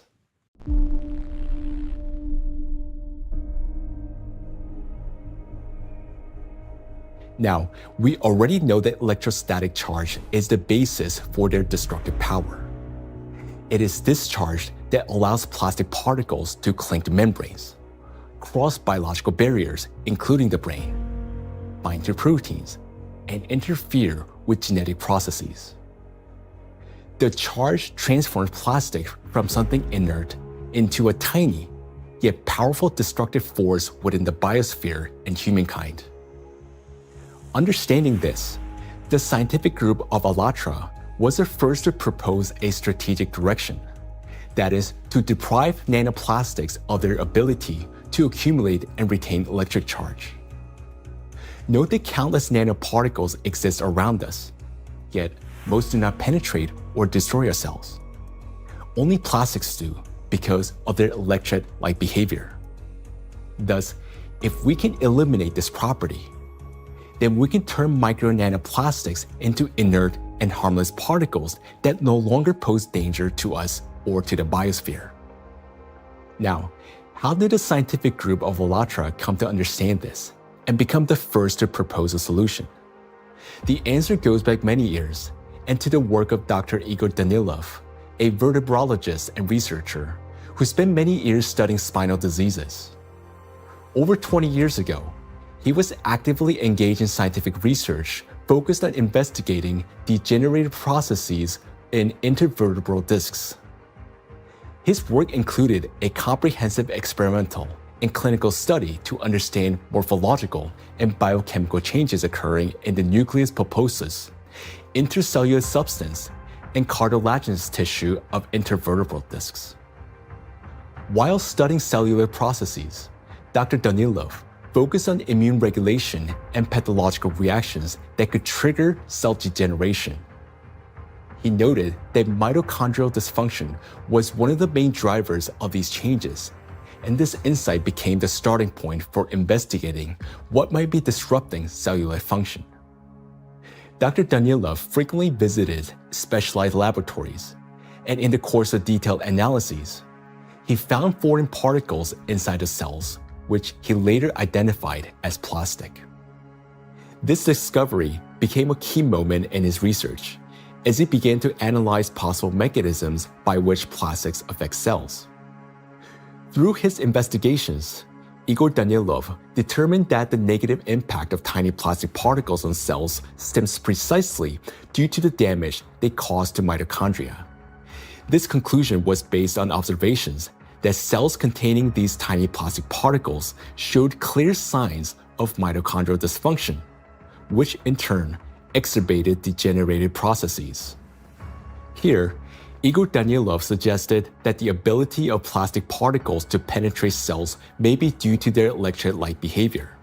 That is, the ability to accumulate and retain electrostatic charge, which allows them to form a biological shell around themselves.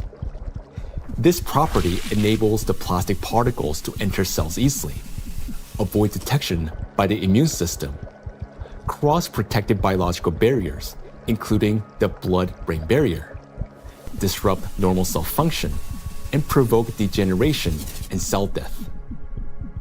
On this basis, Igor Danilov proposed that to neutralize these tiny plastic particles, we must deprive them of their ability to accumulate and retain charge. He shared his findings and projections about the harmful effects of tiny plastic particles with his colleagues from various medical fields, including surgeons, oncologists, cytologists, pathologists, and geneticists, as well as with biologists and chemists. Soon after, these specialists confirmed his alarming observation that these plastic particles do accumulate in critical organs in the body, such as the brain, heart, intestines, endocrine and reproductive organs, where their presence can disrupt organ function and destroy our health. Igor Danilov's predictions were deeply concerning, especially in light of global trends, the rising production of plastics and the growing accumulation of plastic waste in oceans and ecosystems. Thus, more than 20 years ago, the scientific group of ALLATRA realized that micro and nanoplastics pose a serious threat not only to humans, but the entire biosphere. And each year, the number of these particles continues to grow, worsening the situation amid accelerating climate and geodynamic changes on the planet.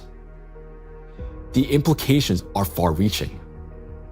If we can eliminate the charge from micro nanoplastics, we will not only eliminate their destructive impact on human health, but also remove the excess energy accumulating in the biosphere, the energy that currently fuels the geodynamic crisis and intensifies natural disasters.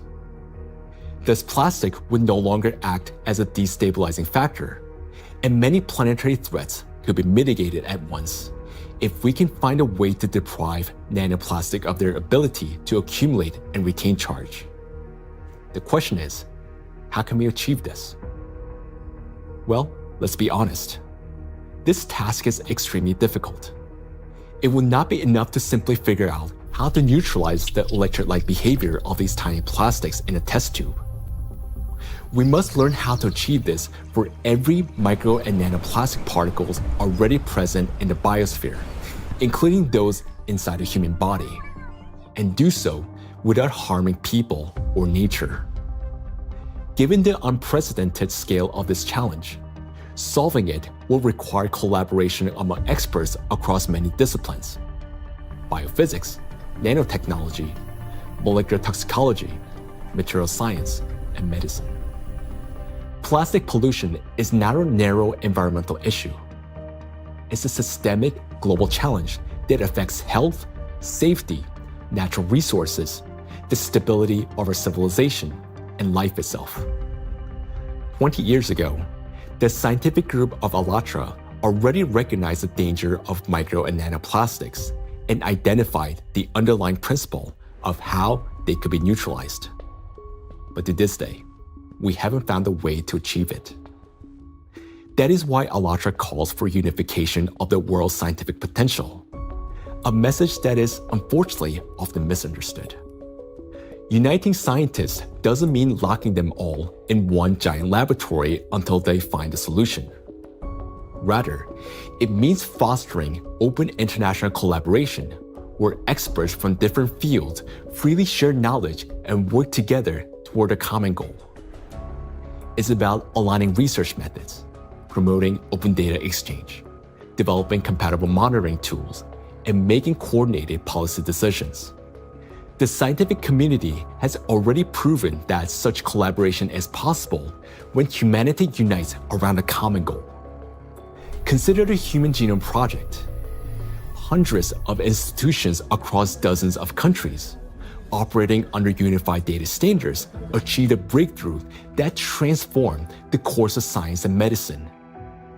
In the same way, addressing the plastic crisis will require global cooperation, a collective effort to protect both ourselves and our planet. The ALLATRA International Public Movement actively supports the initiative of Pope Francis, Laudato Si, which seeks to raise the awareness of the importance of protecting our common home, the planet Earth. It is very important to emphasize that Laudato Si is far more than just a call to care for nature. It is a practical and scientifically grounded guide, a roadmap for transforming our world and creating a better world for future generations. The encyclical provides a clear direction toward a sustainable future, uniting ecology, climate justice, and humanity's shared responsibility for protecting our common home. The ALLATRA movement, fully embracing these principles, views Laudato Si as a powerful catalyst for global cooperation in addressing environmental and social challenges, and preserving the delicate balance of our planet. Cardinal Peter Turkson, the Chancellor of the Pontifical Academy of Sciences, is widely recognized for his dedicated work in ecology and social justice. Thanks to his educational efforts and tireless advocacy, the encyclical is widely disseminated worldwide as a practical guide for safeguarding our planet. It is a great honor for us to introduce Cardinal Peter Turkson, who will speak about the efforts being made to promote the encyclical Laudato Si and to put its principles into practice. So, question is, how can we get Laudato Si to be widely read? Of course, it's a book that is there. I have presented it at the United Nations. I presented it at UNESCO in Paris. I presented it at Davos World Economic Forum. So I've talked about Laudato Si in several environments. I've also had a chance to present it even in university groups. Ohio State was the first group that wanted to hear about Laudato Si. And since then, I've been in Dayton, I've been in San Diego. And therefore, to get Laudato Si well known, we decided to create what we call Laudato Si Action Platform, which identified, in fact, 7 actors of Laudato Si. So churches means churches, mosques, synagogue, all places of worship, places of studies, basic university type of studies, educational centers, offices and factories. So we identified these 7 groups and say, okay, follow a team for 7 years and see what you get. Okay, all of that was to popularize the content of the encyclical Laudato Si and to encourage and enable people to put it into action or practice. So it's not just something written, but something that's actionable. And 10 years now, okay, this is 2025. Laudato Si was published in 2015. It's difficult to identify or talk about places we still have not heard of it. Personally, and from the point of view of our force, we've had occasion to kind of talk about this to different audiences and constituencies, but I still would not say that because of that it's known worldwide and by everybody and for everybody. We've tried our best and we'll continue to talk about it. And Pope Francis, to give this a big push, decided to create what they call Borgo Laudato Si. Over here in Rome, another initiative to get it known has been the development of what they call Laudato Si Diploma. There are various initiatives trying to do this. And the moment we get this established in universities, it attracts a lot of young people. And so, it becomes an occasion to spread knowledge of Laudato Si words. For its scientific and social contribution to the protection of our planet, ALLATRA received the blessing of His Holiness, Pope Francis. This spiritual encouragement to continue working toward the preservation of our planet greatly inspired the participants of ALLATRA and motivated them to pursue a deeper research into the problem of nanoplastics, a growing threat to all humanity and its future. This effort resulted in the publication of the scientific report, Nanoplastic in the Biosphere, from Molecular Impact to Planetary Crisis. And this was presented for the first time in May 2025 at the International Conference of the Centesimus Annus Pro Pontifex Foundation in the Vatican by the President of ALLATRA, Marina Ovtsinova. This documentary is based in part on that scientific report. Such fundamental study into the threat of nanoplastics became possible through the international cooperation between the scientific group of ALLATRA and the Bolivian Catholic University, San Pablo. We are a research team from the Bolivian Catholic University, San Pablo in Cochabamba. Our work seeks to understand how micro and nanoplastics circulate through our environmental matrices, how they interact with other pollutants, and what implications this has for human health and the biosphere. As part of the academic cooperation between the Bolivian Catholic University, San Pablo, and ALLATRA, we jointly prepared the report, Nanoplastics in the Biosphere, From Molecular Impact to Planetary Crisis. For the first time, a single document brings together comprehensive data on how micro and nanoplastics spread through the biosphere, enter food chains, and harm human health and ecosystems. The report is the result of an extensive interdisciplinary analysis that encompasses ecological, climatic, medical, physical, and chemical aspects of the harmful impact that micro and nanoplastics exert on the biosphere and human health. The global threats facing humanity require united international action. And today, we have a clear direction. Thanks to the scientific group of ALLATRA, we not only recognize a problem, but understand its underlying physical nature, the electric charge that gives nanoplastics their destructive power. By addressing this cause, that is, by removing that charge and disarming the killer, we can give the biosphere and ourselves a chance to prevail. So we must use the time we still have. And this is not an exaggeration. Our cognitive abilities are rapidly declining, and this is serious. It is a result of nanoplastics accumulating in our brains. You may already notice it in yourself and those close to you. Unless we act, it will only worsen year after year. And now, you will learn why. The age of intellectual extinction. Throughout the 20th century, scientists observed a trend. Since 1932, IQ scores had been steadily rising. This phenomenon became known as the Flynn effect. However, among generations born after the 1970s, the rise in IQ has reversed to a gradual decline. Mandatory IQ tests for military personnel in various countries show a decline in scores since the mid-1990s. According to another study conducted between 2006 and 2018 at Northwestern University, Americans showed a decline in IQ across 3 out of 4 cognitive areas. This decline in average IQ has been termed the reverse Flynn effect. In 2025, the scores of U.S. high school students on major math and reading tests dropped to the lowest levels ever recorded. Their average math score was the worst since the current version of the test was introduced in 2005, while reading scores were the lowest since testing began in 1992. Similar trends have been observed in other countries.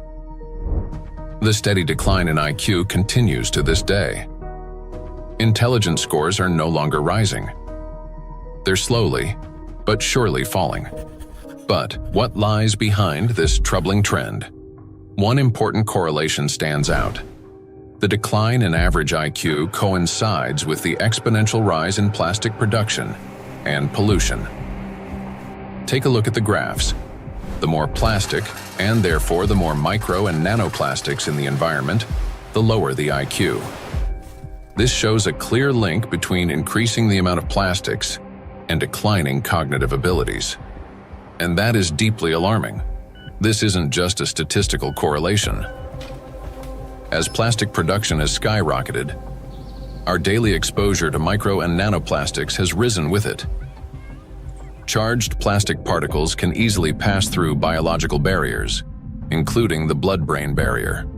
Once inside the brain, nanoplastic particles accumulate not only in neurons, but also in glial cells, the very cells that nourish and protect neurons and help form neural connections. There are many more glial cells in the brain than neurons themselves. Electrostatically charged nanoplastic disrupts the function of glial cells, triggering inflammation and chronic stress, setting off a continuous cycle of destruction inside the brain itself. For the brain, chronic stress and inflammation are like a computer running on a critically low battery. When the battery is nearly drained but dozens of programs are still running, the system automatically switches to power-saving mode, shutting down energy-intensive applications to avoid overheating or freezing. Our brain works in a similar way. When stress and inflammation reach a critical point, the brain, like a computer, will eventually shut down its most energy-demanding regions to survive and conserve energy. The first to go offline is the prefrontal cortex, the youngest and most complex part of the brain. It's considered the control center, responsible for such essential functions as intelligence, behavioral regulation, and the ability to think logically, consistently, and rationally by comparing facts and drawing conclusions. The most dangerous part is that the shutdown of the prefrontal cortex happens silently, without our awareness, and we won't even realize it. The brain will switch to its basic survival programs. The ancient rapid response system, the limbic system, takes over. Its key structures, the amygdala and hypothalamus, trigger the fight, flight, or freeze reaction, fast, impulsive, and without time for reflection.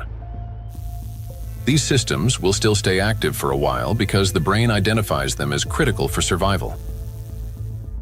As a result, rational decision-making gives way to panic. Creativity and intelligence are replaced by degradation and dullness. Empathy fades, replaced by indifference or aggression. Electrostatically charged plastic particles that enter the brain interact with neuronal membranes, activating microglia and continuously fueling oxidative stress and chronic inflammation. Prolonged stress literally reshapes the brain. In the prefrontal cortex, the center of analysis and control, neural connections weaken and disintegrate. Similar changes occur in the hippocampus, the region responsible for memory and learning.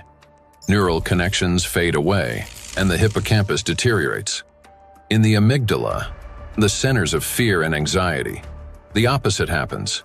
Connections strengthen, anxiety and aggression intensify, and panic attacks may develop. The brain reorganizes itself. Instead of thinking and analyzing, it starts operating on instincts. In doing so, it loses the ability to recognize real danger and respond appropriately. This isn't a temporary reaction.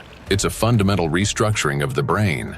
The capacity for learning, cooperation, and rational decision-making declines. This may help explain global trends we see today in society. A decline in average intelligence, a rise in anxiety and depression, an increase in aggression, impulsivity, and issues in social relationships. As the amount of plastic in the environment continues to grow, the reverse Flynn effect will only become more pronounced. People won't just become less intelligent, they won't even realize it. They'll become captives of a reality distorted by their own brains. As a result, humanity will lose the ability to perceive the world, events, and even obvious threats adequately. They'll no longer be able to connect facts logically, and therefore will lose the ability to make sound decisions. That will mark the end of human thinking. Our cognitive decline is already underway. This is not a prediction, but reality. Plastics are making us less intelligent and less capable of responding to crises. They're damaging the regions of the brain that are responsible for memory, attention, problem-solving, and creativity. The very abilities we urgently need to achieve scientific breakthroughs and to find a way to neutralize the threat posed by micro and nanoplastics. And we have very little time left to make the right decisions. Yet, the loss of intelligence is not the worst that awaits us. Prolonged exposure to micro nanoplastics and their accumulation in the brain that leads to gradual failure of even our most basic survival functions. In other words, we risk losing not only our ability to think, but our very ability to live. And if that sounds like an exaggeration, consider the bees. Because their body mass is much smaller, the concentration of plastics in their brains is much higher. They already live in the world that we are now rapidly entering. Microplastic can enter a bee's body through its thin cuticle, or along with food. and within just 72 hours, it reaches the brain. From there, as in humans, it triggers synaptic damage, neuroinflammation, cell death, and neurotransmitter disruption.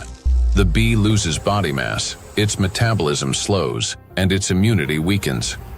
Its sense of smell, memory, and navigation begin to deteriorate, and bees stop recognizing their own colony and can no longer find their way back to the hive. With prolonged exposure to nanoplastic, the damage becomes fatal. The bee's nervous system collapses under the strain, and some simply drop dead in mid-flight. Look at this photo. You can see the brain of a bee that has been penetrated by nanoplastics. This amount of nanoplastics was enough to cause serious cognitive impairment in the bee. What is a critical point beyond which, like the bee, we stop recognizing the world around us and die on our way home? If nothing changes, this is a future that awaits us. It's also important to acknowledge that there is no safe level of these chemicals in the body. So while the manifestation may take time at a lower doses, it is not immune, that at lower dose it's safe to have that. And why is it important? I think it's important for so many reasons, because as soon as we define the threshold,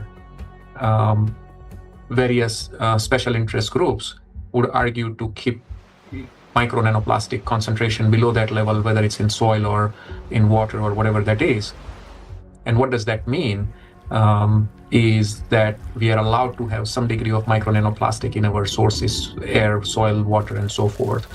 But it's a cumulative impact, we have to remember. It's not a particular threshold at any given point in time in the source of whatever we are consuming, but it's a cumulative impact in our brain. And we don't know that, honestly, because it's the factor of time there is going to be different for bee than for a young child who doesn't have a fully developed brain versus an adult brain. Let us recall that a single nanoplastic particle in the human body is not equivalent to one dead cell. After destroying one, the same particle does not stop. It continues traveling through the body, killing one cell after another. So even the tiniest amounts of nanoplastics will damage the brain. And that's why there's no such thing as a safe concentration. And there will never be. The only difference lies in the rate of destruction. That is, the more nanoplastics there are, the faster the process. These plastic particles destroy the biosphere and the cells within our bodies. They damage organelles and biomolecules, including mitochondria and DNA, leading to reduced energy production, genetic mutation, the breakdown of neural connections, and the disruption of brain signals that regulate our organs and vital functions. All of this happens imperceptibly as we go about our daily lives.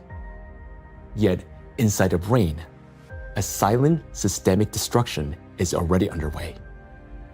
The question is, will we as humanity recognize the full scale of this threat in time and find a way to strip micro and nanoplastics of their ability to accumulate and retain electric charge? A threat that must not be ignored.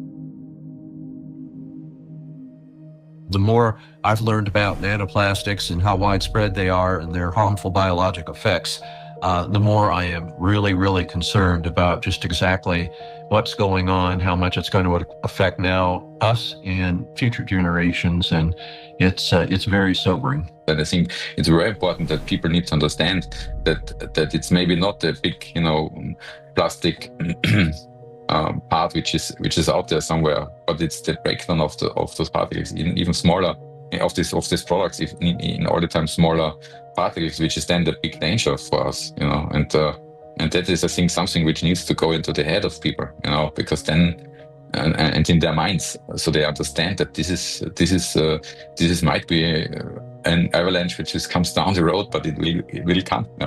Or might come, if we don't do anything about it. So that's my point here. So we can't just leave it like that, The most frightening aspect is that nanoplastics interfere with the most fundamental processes of life. Their electrostatic charge breaks bonds, distorts bioelectric signals, and destroys the harmony that exists between cells and entire organisms. It also disrupts the impulse of life, the signal that links a bee to a flower, a tree to the forest, a neuron to the brain. It silences rhythms that have resonated in unison for centuries. This is a threat that cannot wait. It must be confronted now. It is a matter of survival.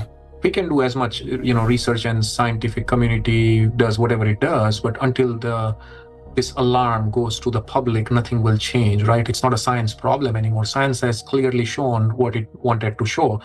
Maybe there will be 10 more studies in the next few years, right? And then what, right? Until we change, and this change is based on the public opinion. I want to leave something which is, our legacy should be habitable by our future generations. And that's the pure purpose we all have in common. If we can connect to our own health, I think that is way more powerful and more appealing for all of us to collectively act on this together. I think that's a very important point. And I think at a societal level, we all have to incorporate the other dimension beyond, in our balance sheets, beyond the dollars and pounds and euros and rupees, right, is the health, the impact on the health. And I think that has to be a part of the balance sheet, because what are we making money for if we can't survive or have a good quality of life? Then everything else is worthless for us and for the future generations. I think maybe a reason why I do that, to just show by example that we need to do that. It's my big, hope that I can contribute to a solution, and also to people thinking about it, talking about it, and acting accordingly to make this world a better place, and not just always a worse place for the future, especially for the next generations and for my son and for families, and of course all over the world to take care. And I'm trying to contribute the awareness of people, to explain, to show them the risks, and to make them understand the problem, the real extent of problem, to put them into action. So I just want to say one last word, that we only have one planet, and this planet is not single use, so we should consider this. For too long, we have lived under the comforting illusion that there's still time, that humanity will always have a chance to recognize, understand, and respond. But that time has passed already.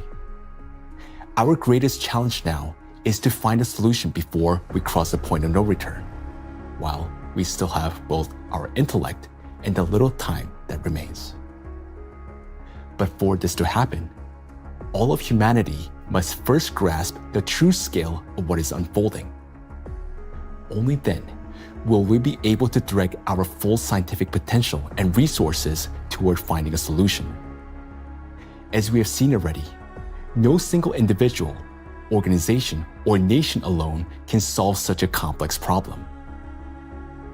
The scientific community of ALLATRA has been searching for the solution for 2 decades, and although it hasn't been found yet, we know it exists. We understand that the answer lies at the intersection of physics, chemistry, and biology, which means that the solution is achievable, and finding it is essential for survival. Through years of research, we have come to clear understanding that the efforts of the entire global community must be united, and urgently. The challenge before us is enormous: to find a way to strip micro and nanoplastics of their ability to accumulate and retain electric charge across the entire biosphere, not just in a test tube or single organism. And to do so without harming humanity, the planet, or disrupting the Earth's magnetic field. Today, micro nanoplastics are present in every human being, including newborns taking their very first breath. In fact, unborn children developing in the womb are already exposed to these tiny particles, and even human eggs and semen are now contaminated and impacted by nanoplastics. For the first time in history, we face an enemy that threatens all life on the planet. And unless we change the course, this crisis will only deepen. Nanoplastics have indeed become the only true enemy of all humankind and each of us. I want to say that now is not the time for geopolitical rivalries or economic wars. It is not the time to build new empires. When one realizes that they're dying, it makes no sense to start building a new house, especially when no one will be left to live in it. And above all, we no longer have a time for military conflicts. There's no sense in killing one another when we're already being killed by a common invisible enemy, although some don't even realize it yet. We cannot remain indifferent to this threat because our future depends on whether we're capable of setting aside our divisions and uniting against this killer, nanoplastics, which threatens all life on our planet. The question is, are we capable of truly understanding all this? Or has nanoplastic already damaged our minds to the point where we don't even recognize the mortal danger hanging over humanity?